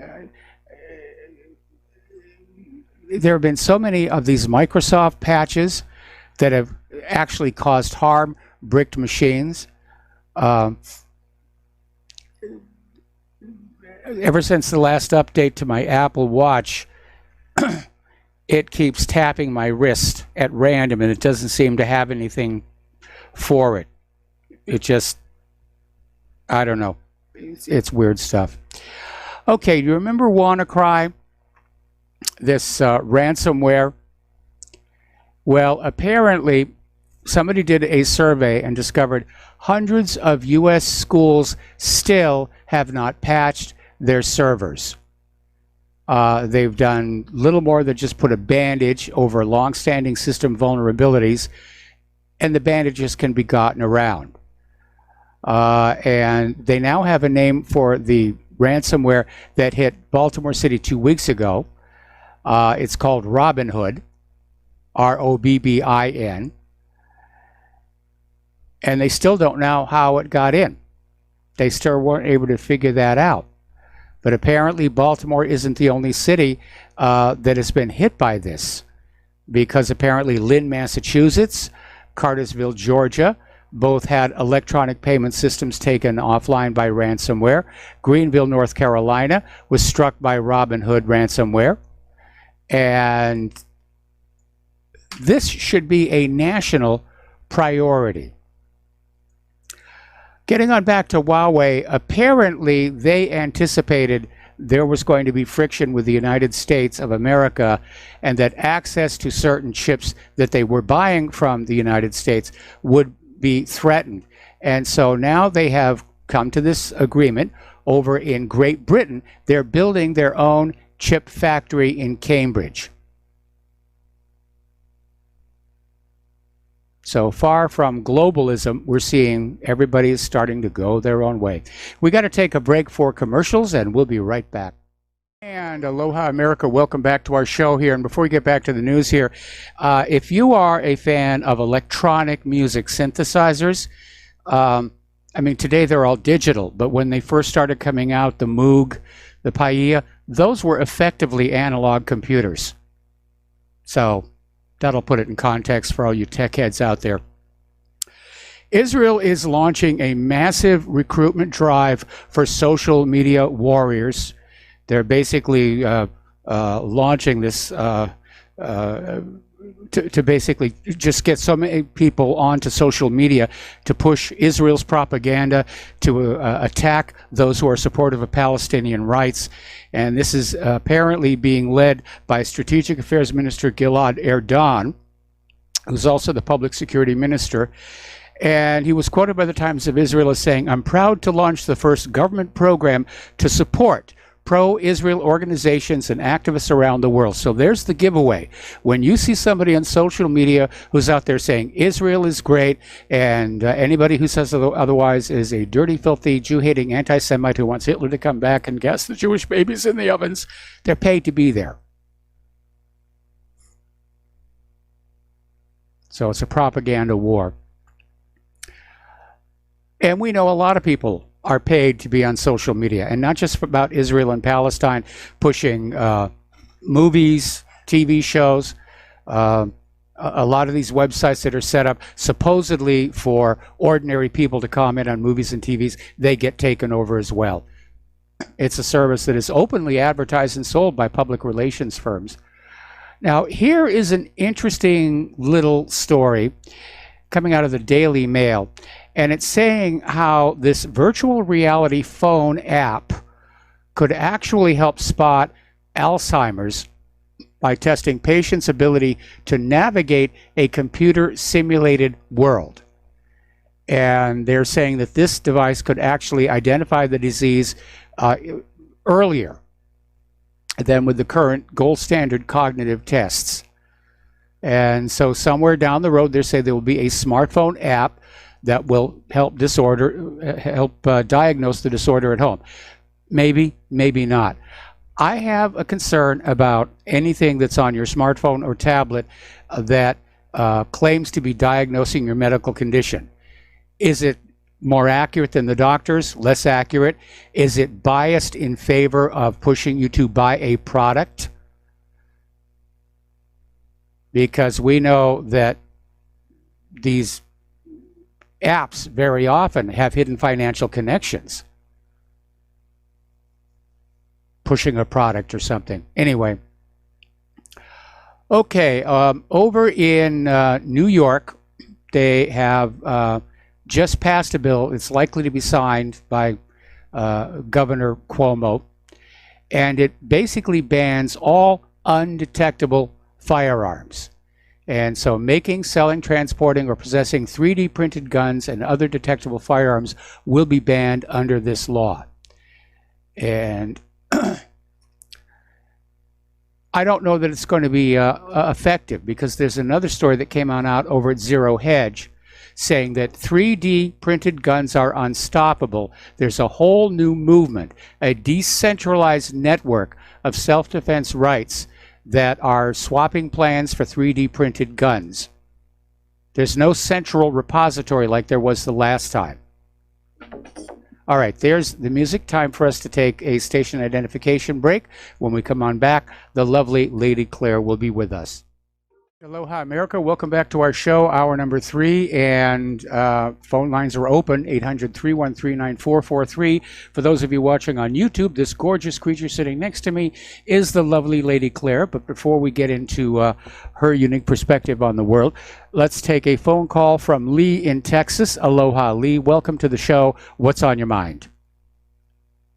Mike? Yes. I would like to buy your Commodore.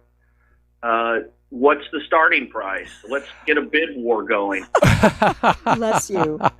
Well, the cost of the computer itself is probably going to be a lot less than the cost of shipping it from here to anywhere else.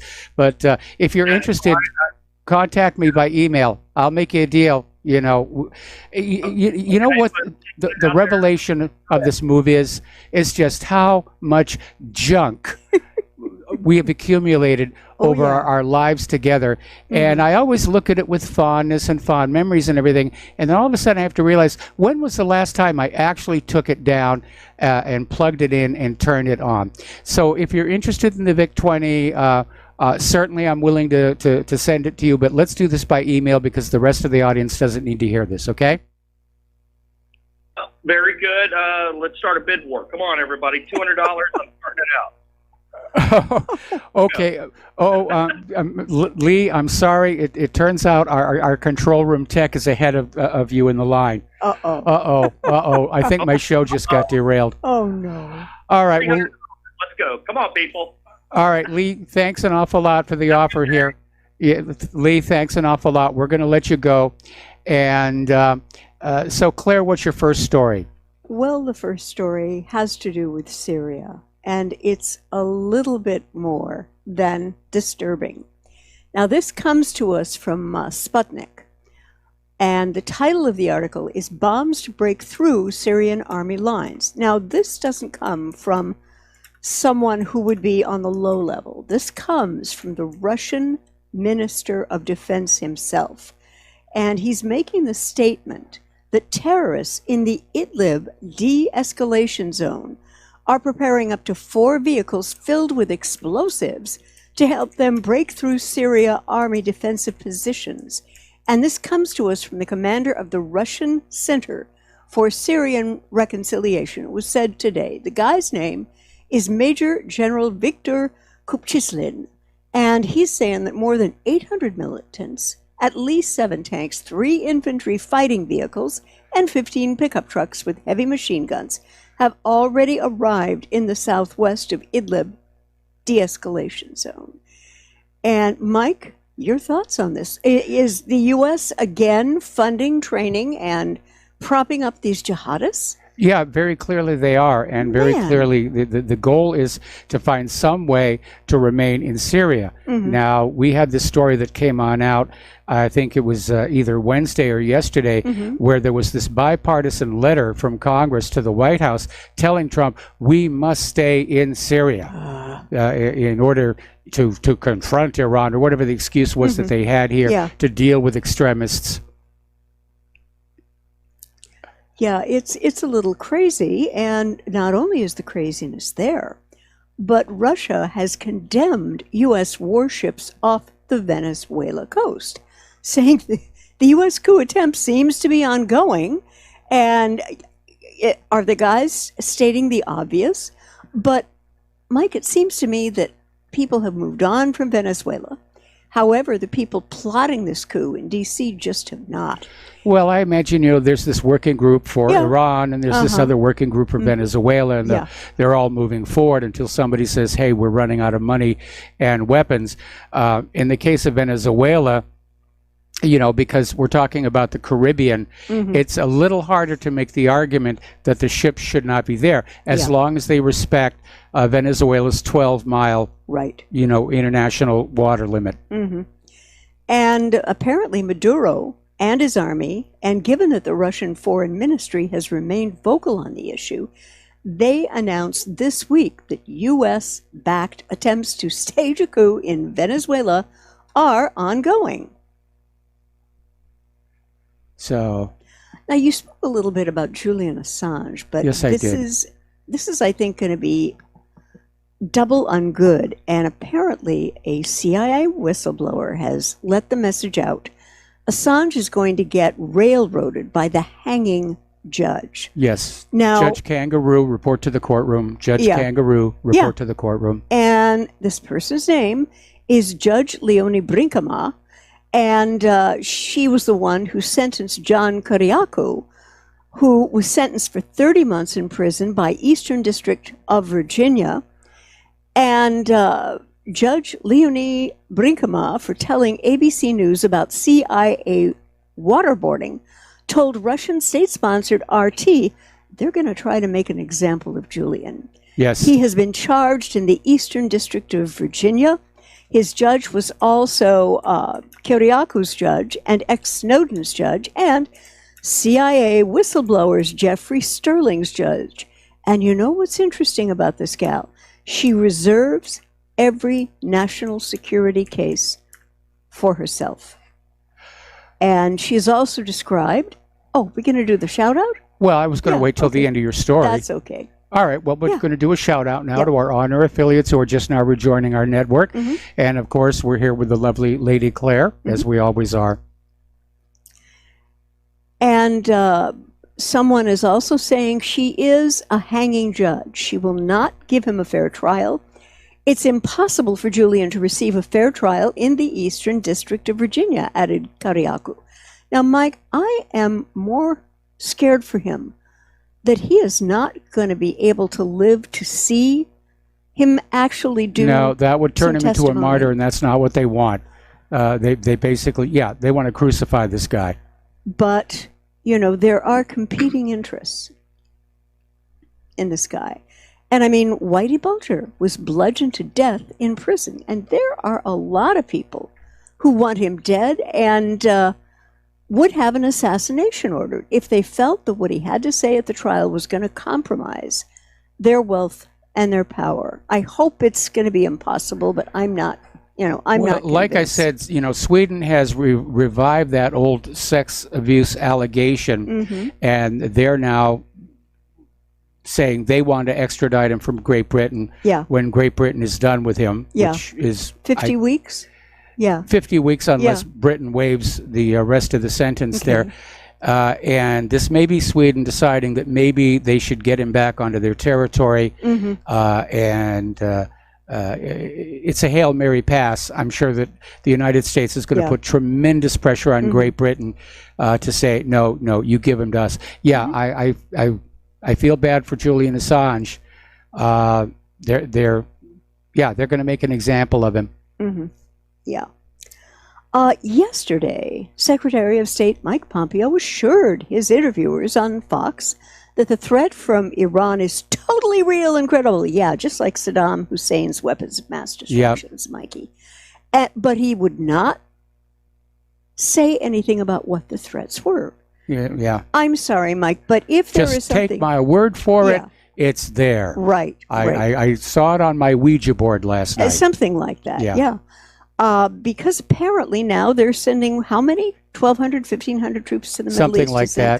The number keeps jumping around. Yeah, roughly 2,000 or 1,500 or 1,200, And this seems to me very strange. It doesn't seem to be a contingent large enough to do something if, in fact, there is a full-blown attack on American troops, or maybe these are the sacrificial lambs. What do you think? Well, it could very well be. If there's going to be a false flag attack on American forces, there have to be enough of them for it to be a big enough bloody shirt to wave. Yeah. And I honestly think that the attack on the 4 tankers was a botched false flag. Yeah. That whatever limpet mines were put on there were way too small. They just pinpricked the hulls, was very minor damage. Yeah. And so they were all set to say Iran, Iran, Iran. But I think they were expecting they were going to get at least one, if not more, of these tankers just burning wildly out of control there in the Straits of Hormuz. That would have made the visuals for TV news to say, yes, Iran has attacked us. So now they're going to have to change gears and do something on the land. Yeah, because the ocean stuff did not work.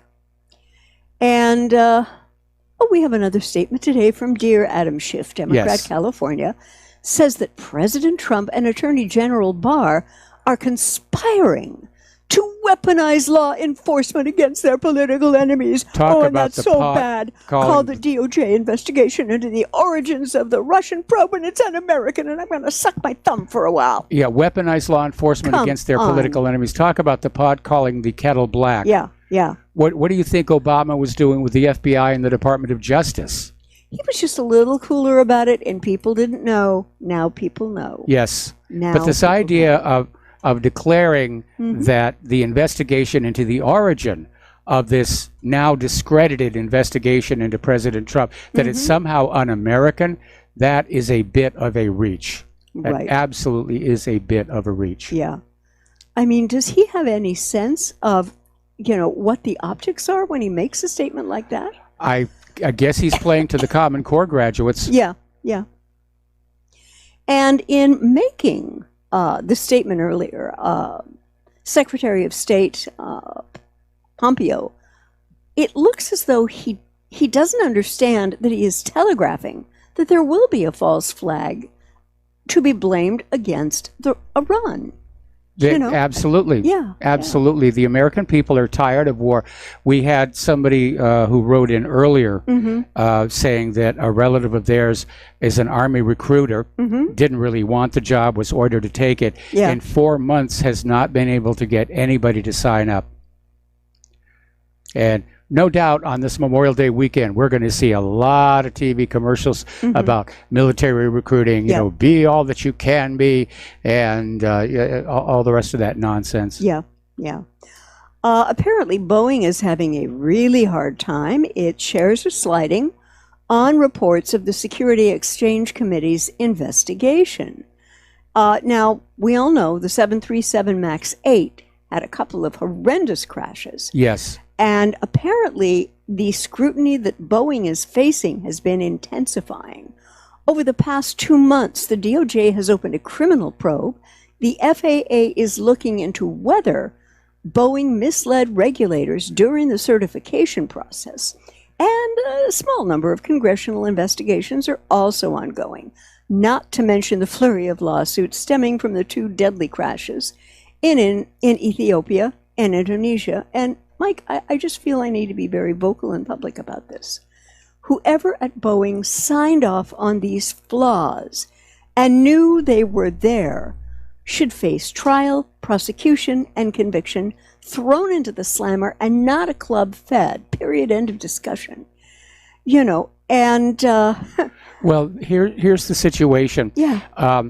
It's not like they said the plane is flawed, we're going ahead. Mm-hmm. They're saying the plane has been modified, but we'll sort of downplay the modifications so we can reduce the training requirements for the pilots. Right. So instead of having to buy a $15 million simulator for the 737 MAX, they can use their old 737 simulators and shorten the training. And that was a big, big, big mistake. Yeah, yeah. And they didn't turn the testimony in their favor when they were blaming dead pilots brought to you by Boeing. And they were trying to inoculate their interests from responsibility, blame, shame, and liability. And you had Boeing lobbyists and lawyers swarming in D.C. That must have been a pretty sight to see. Well, there's already an attempt to put it out in the news that at least one of those 2 crashes was in response to a bird strike, although the investigators are saying there was no evidence of a bird strike on the recovered wreckage. Were they able to get the black boxes? Of course they got the black boxes. Okay, all right. And so they're going through that. But they've pretty much established that it is a combination of a faulty MCAS, the fact that a previously standard safety feature had been discontinued and made a costly option by Boeing. That was a big mistake. As well as the change to the aircraft's aerodynamics by those larger engines having to be shoved forward on their pylons. And it was just, it was a bad combination. And then, of all the people on who could be on the subcommittee, Rick Larson, Democrat, Washington, he got $7,000 in change from Boeing in 2018, and over, let me slow down for this number because it amazed me, over $101,000 from Boeing over his career, steering the hearing away from Boeing's corporate responsibility for the deaths of these people, and the Lion Air and Ethiopian Airlines plane, which crashed within 5 months. And I mean, this reminds me of what happened to Sully, Chesley Sullenberger III, after he and his co-pilot safely landed United Flight 1549.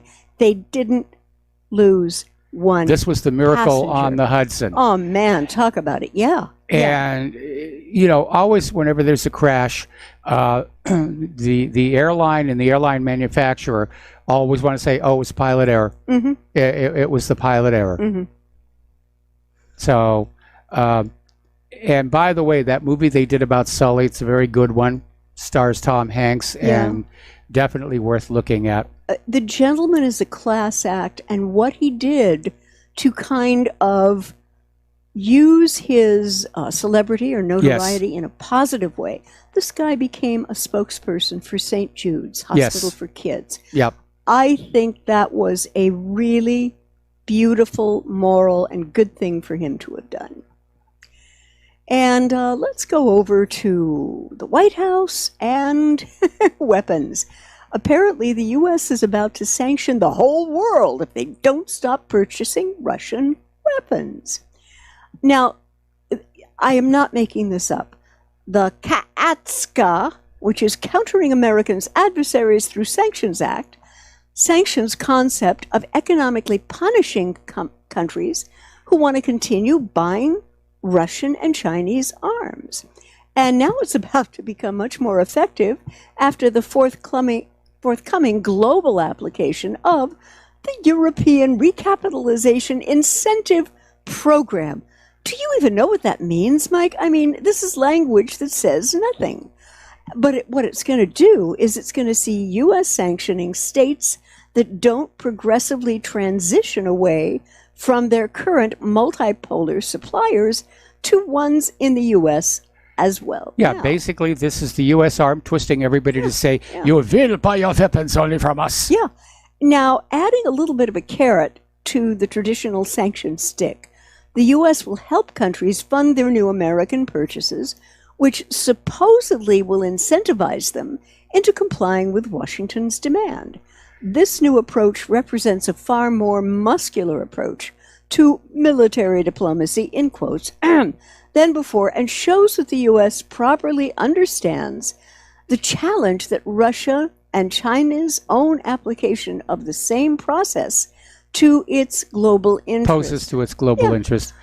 Now, Mike, I would not characterize this as military diplomacy.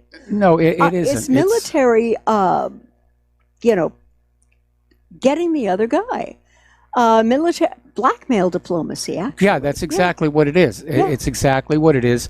You will buy all your weapons from us, and part of it's probably motivated by the fact that military manufacturing is about the only manufacturing that we have left.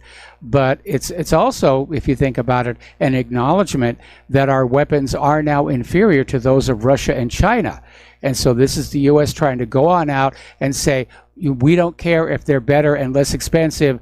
If you buy those weapons, we're going to sanction you. We're going to do bad things to you. We're seeing it already in Turkey. Yes. And it's an insane policy. I don't think it's going to work. And it's an insane practice that the military-industrial complex can give so much overtly or covertly to these political candidates, because there's a little bit of slack going on. Oh, we didn't quite make our time frame for the S-92 5000 Gidley Bird. We'll have it for you in 3 months. Yeah. All right. We got to take a break for commercials, and we'll be right back. All right. And aloha, America. Welcome back to our show here, and back to Claire. And apparently, we have hit a brand new low in campaign hit pieces. And you may have touched on this, trying to sandbag Sanders and Gabbard. And it seems to be the crude repeats of behaviors that helped elect Trump in 2016. And last week, the Daily Beast ran this headline: Tulsi Gabbard's campaign is being boosted by Putin apologists. Good heavenly net. Yeah, I mean, they really had to reach to try and make that one work. That was followed by the subheadline: the Hawaii Congresswoman is quickly becoming the top candidate for Democrats who think the Russian leader is misunderstood. Play the violins and start crying. The campaign has received about 75,000 individual donations. And this Crazy Beast article is based on maybe 3 of them. The 3 names that came up are Professor Stephen Cohen, activist Sharon Tennyson, and someone who uses the name Goofy Grapes, who may or may not have once worked for comedian Lee Camp, currently employed by Russia Today.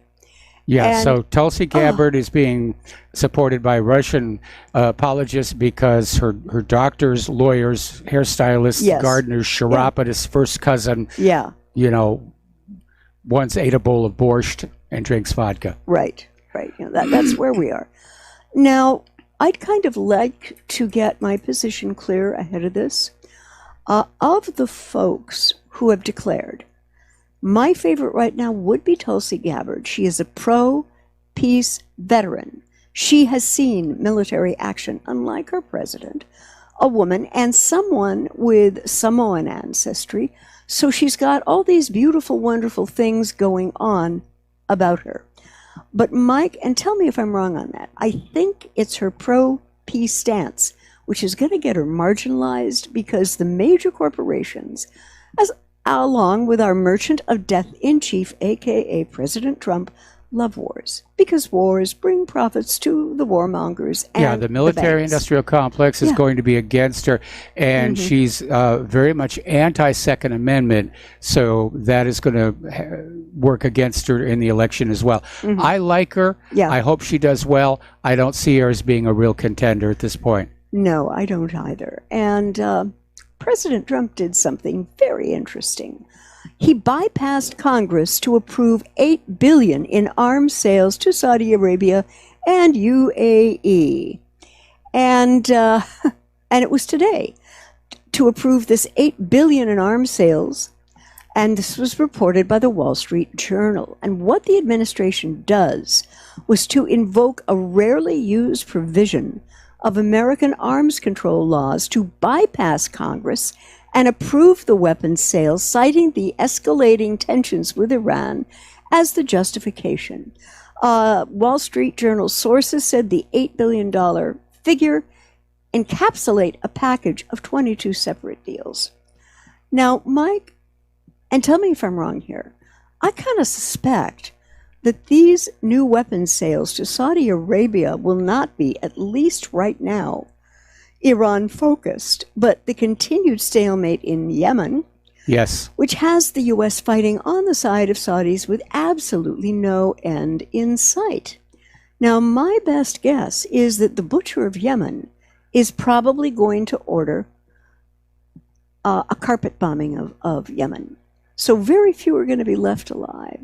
In fact, in the corporate warmonger feeds, I'm still not hearing a word about Yemen, a war in which the United States has been aiding and abetting Saudi Arabia with war crimes from those annoying talking heads. Just about, and the only thing they can say is Iran threat, of course supplying no specifics.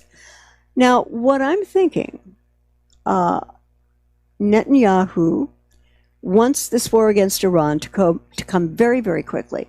So I would say, were I a betting woman, and I'm not, the window for an Israeli false flag to kick the whole thing off, to be blamed on Iran, of course, would be any time through this Monday, 26 May, through Thursday, 4 July. Okay. And are we going to have to take a little break here?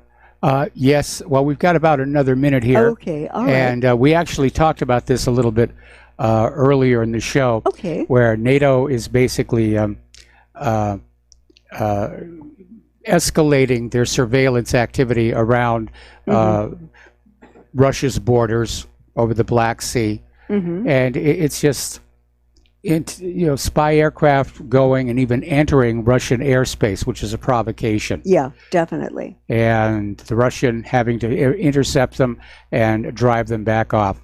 Now, officially, NATO has 14 Boeing E-3A airborne warning and control systems aircraft with their radar domes stationed in Galkirchen, Germany. 14 of them. That's a lot. Yeah. That's an awful lot. Right.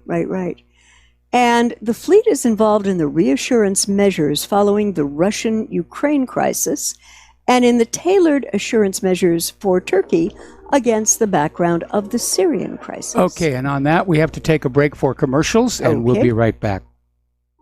And aloha, America. Welcome back to our show here, and I see what's on your talking points list here. We did talk about this briefly during the show, but this has a different spin on it. I'd like the headline. Yes.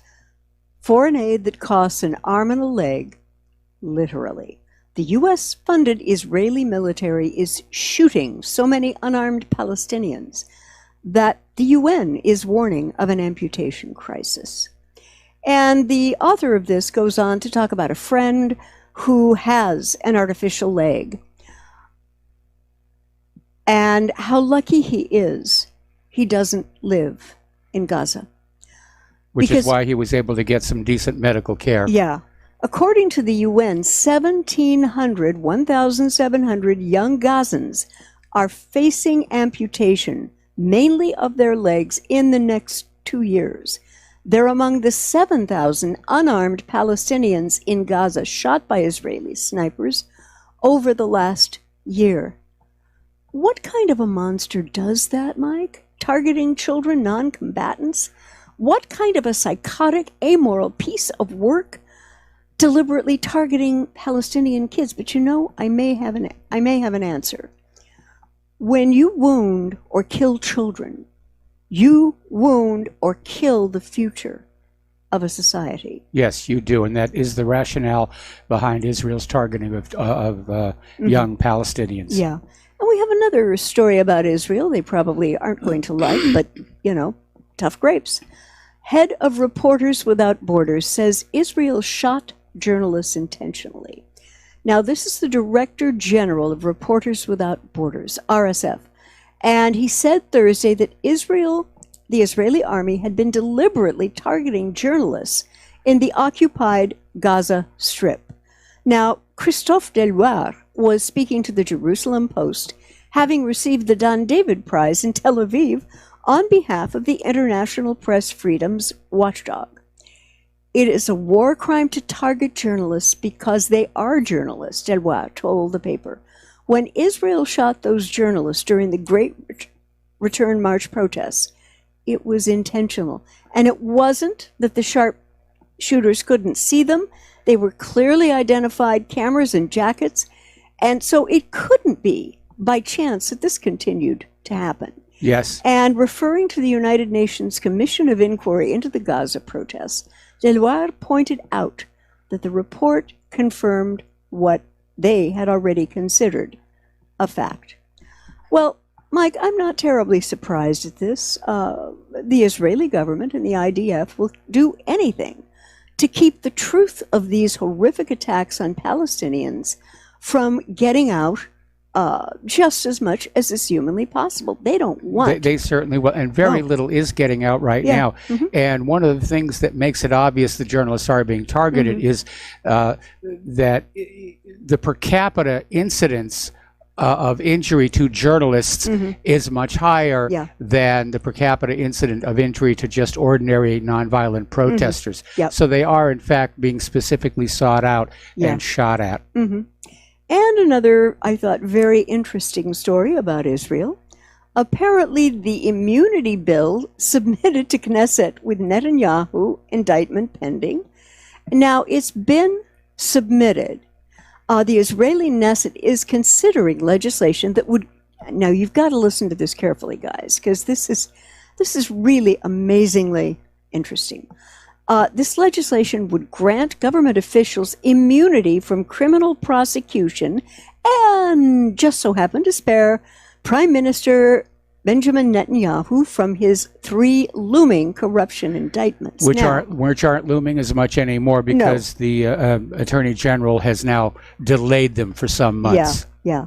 So if the proposed amendment to the immunity law passes, elected officials could not be charged with a criminal offense unless the 120-member Knesset and the Knesset House Committee agreed to waive immunity. Now, should Netanyahu's Likud party secure a coalition and outnumber its rivals, the measure could effectively place them above the law for as long as they serve in government. Which would give Netanyahu yet another motive to cheat future elections and stay in power until he dies. Right. Now, Mike, you talked about the dumping of the Bucket 5 FBI docs, right? Yes. And I have an observation on that. This is why the timing on telly yesterday featured the nearly puddling Pell, as in Nancy, who went ballistic, accusing a Trump of a cover-up and wanting for Congress to impeach him only to be later exonerated in the Senate. Now, Mike, here are my thoughts. As these revelations drip into the American consciousness, I think Americans will wake up and realize who the real criminals were in Russiagate. Now, having said that, there are a number of things President Trump has done with which I absolutely fundamentally did not agree, such as withdrawing the U.S. from the P5+1 deal with Iran. And I am hoping that this guy doesn't have this country on a quick march to nuclear Armageddon with Russia or China. But that being said, I firmly believe that this information will give my brother and sister Americans just a little taste of the excrement sandwich the Democrats have been trying to force down our collective throats and decide that they maybe no longer deserve the honor of representing the people of this country. Well, Your looking thoughts? at how the ratings of the corporate media that were out there pushing this Yeah. Trump-Russia collusion story have declined, Tumbled. I think the American people have, in fact, awakened to that. I mean, Rachel Maddow's ratings are way down. Yes. CNN's ratings are way down. Yep.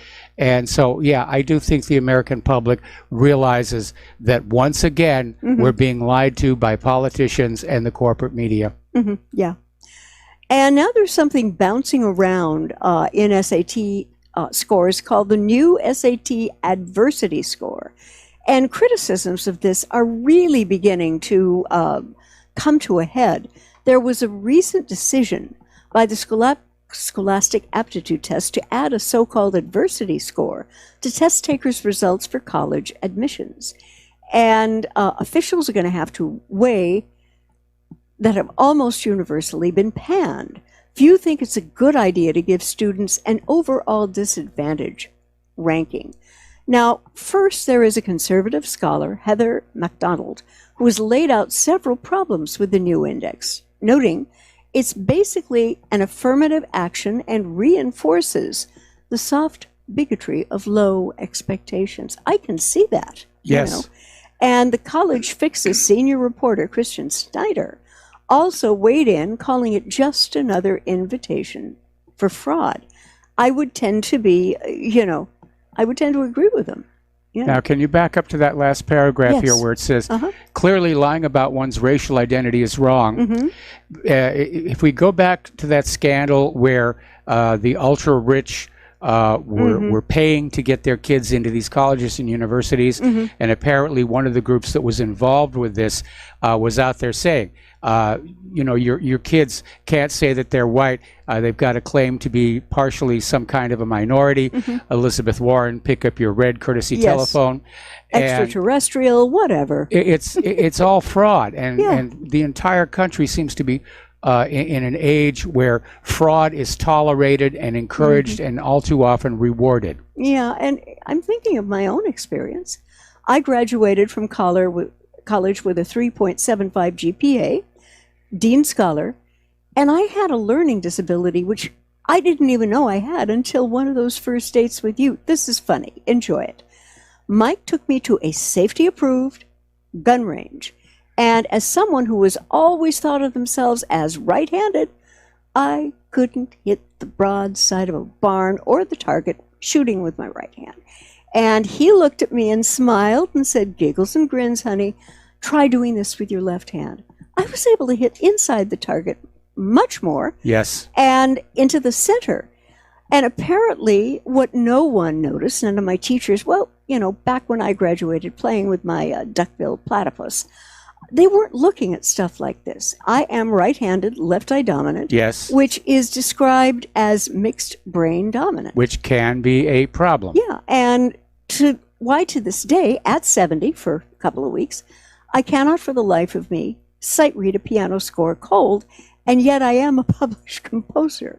And you know what I wish for kids who are dealing with this is that they can have these things assessed like early and worked with along with great teachers, small classrooms, so that the learning disability would not get away from their ability to do what they needed to do. I think early detection might help a lot of people. Well, in this case, we know what the cause of the problem is. Yeah. You and I come from a generation where being left-handed was looked down on and thought of as being inferior. And this goes back to the old heraldry, the idea that the legitimate heir to the throne would be right-handed and all the bastard children would be left-handed, hence the Ben Sinister and the Ben Dexter on the coats of arms here. Yeah. And so when Claire and I were kids, parents very often, if they saw their children were left-handed, would force them to be right-handed, and this is what causes mixed brain dominance. Yeah. And there was another very interesting article on Zero Hedge, and it says, we finally know where the scandalous ozone-destroying chemicals are really coming from. Now, this was written by Carly Casella at ScienceAlert.com. Now, it's been 1 year since U.S. scientists reported a mysterious surge in ozone-destroying chemicals known as chlorofluorocarbons. I think I said that correctly. Yeah, you said that correct. My heavens, CFCs. Now, these were banned in 1987 under the globally signed Montreal Protocol. So there was only one explanation here. Somewhere out there in an unknown location, someone must have gone rogue, setting back progress in the ozone hole by a decade or more. And after much speculation, the whereabouts and the magnitude of these harmful emissions has been confirmed in scientific research. Now, earlier reporting in the New York Times has already suggested they seem to be coming. Now, notice we're not getting a definitive they're coming. They seem to be coming from the northern coast of mainland. Northeast coast of mainland China. I have to say, this sounds like more China bashing. For one thing, the ozone hole kind of has gone away in the corporate media when research showed there's always been an ozone hole. Okay. And it's always been there. It's just part of the atmosphere above Antarctica. And that it wasn't really that big a deal. Now, the CFCs are definitely bad for the atmosphere. Right. And it would be bad if somebody is pouring them out in high volume.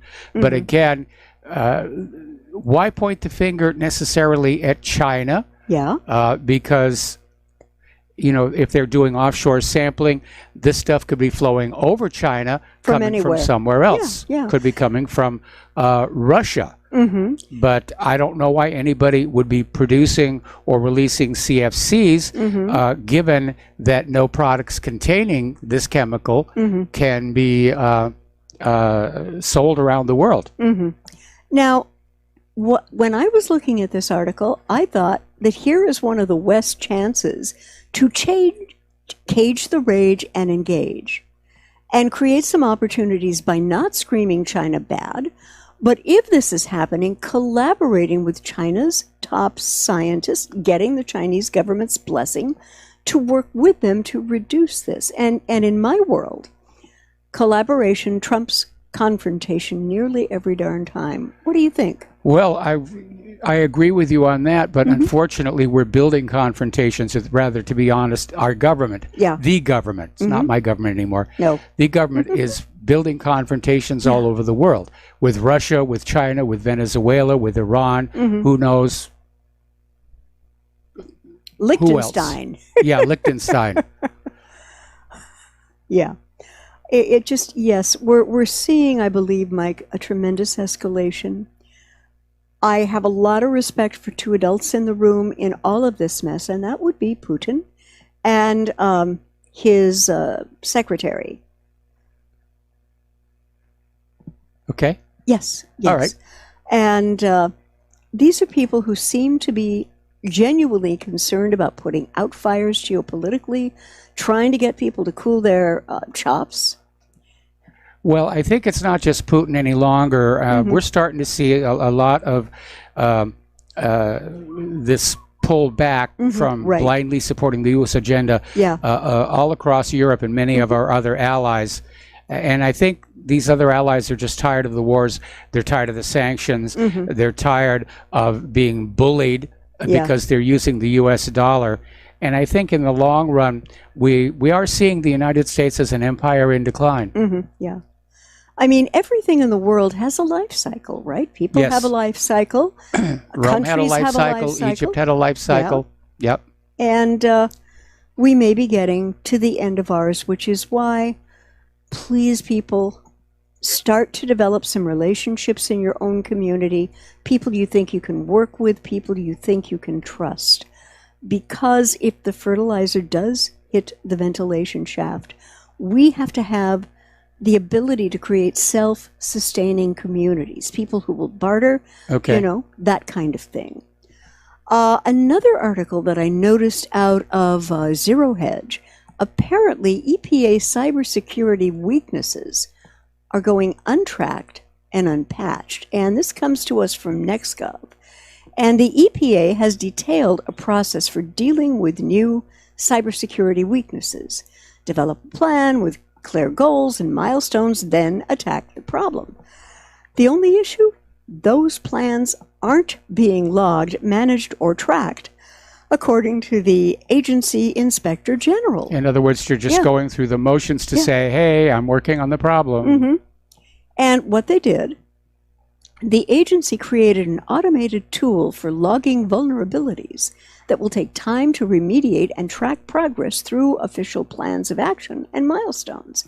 And according to an inspector general report released on Tuesday, many of those plans never entered into the system, meaning that they were never tracked, and in some cases the vulnerabilities were never patched. Mike, this is officially horrible. Typical government work. Yeah, the U.S. government really needs to find a better way of organizing and tracking just what the heck is going on at the EPA with their computers. Well, it's not just the EPA. We were talking earlier in the show about how most school system computers are still unpatched relative to the WannaCry ransomware. Anyway, listen, we got to take a quick break for commercials. We'll be back with the last segment of our program after these few words. And aloha, America. Welcome back to our show here. Last segment on this Pauhana Friday and opening to the Memorial Day weekend. And Claire, you have another story. Yes, from the Department of You Can't Make This Up. DARPA. That actually is the Department of We Can Make This Up. Yes, you're right. I stand corrected. DARPA is going to create mind-controlled weapons. Now, this is by, I believe, a lady by the name of Dagny Taggart. And apparently last year, the U.S. Defense Advanced Research Projects Agency, DARPA, announced that it was seeking non-invasive ways to achieve high level of brain system communications without surgery. That would be good. The techniques would allow precise, high-quality connection to specific neurons or groups of neurons. The agency wants to create mind-controlled weapons of war, as vaguely explained in a couple of press releases. To achieve this goal, DARPA recently formed a program called Next Generation Non-Surgical Neurotechnology, or N3 for short. Which tells us they've already had an intrusive surgical version of this. Yeah, I would say so. DARPA wants soldiers to be able to control machines with their minds. And according to a press release, and this was published just about a week ago on May 20th, 2019, the agency has awarded funding to 6 companies to support N3. Gee, Mike, what could possibly go wrong with systems like that except for everything? I mean, come on. I am no scientist. I am no great person with mathematics. But DARPA, if someone out there is maybe listening to my voice, I would counsel extreme caution in the development of this technology. There is so much room for so much to go so completely haywire that it is hard to know where to start the evaluation of severe potential problems, both for the soldiers and for the weapons. Well, I'll tell you, there's an old saying, the mind orders the body and the body obeys. The mind orders itself and meets resistance. And I think the act of having the brain have your hands move a control is sort of a firewall against the possible chaotic signals coming out of the brain. Because this system, if the soldier gets startled, if he loses his temper, things could get out of control. And if he doesn't hit the off switch, he could launch the weapons in all kinds of directions. So I'm in agreement. It's very science fiction-y, but I think there are going to be some problems with that. I agree definitely. Oh, by the way, have you been following this NIBM trial? NXIVM, that's how we say it. Okay. A former Mexican teen slave testifies as more Mexican trafficking connections are exposed. Now, normally I would consider this tabloid. However, it is a little tabloid, but the reason it caught the public attention was because of that TV star who was caught up in it. Anyway, listen, we're at the end of the show here. I want to wish you all a happy Memorial Day. Remember, we'll be back live on Tuesday. And I want you to stay tuned to John Stedmiller. I'm sure he's got lots of interesting things to share with you. Take what you learn here, share it with everybody that you know. Please donate to Republic Broadcasting. They need it. Please donate to whatreallyhappened.com. We need it. Yeah. Have a happy and safe Yes. Memorial Day weekend. We'll be back Tuesday. Aloha, America.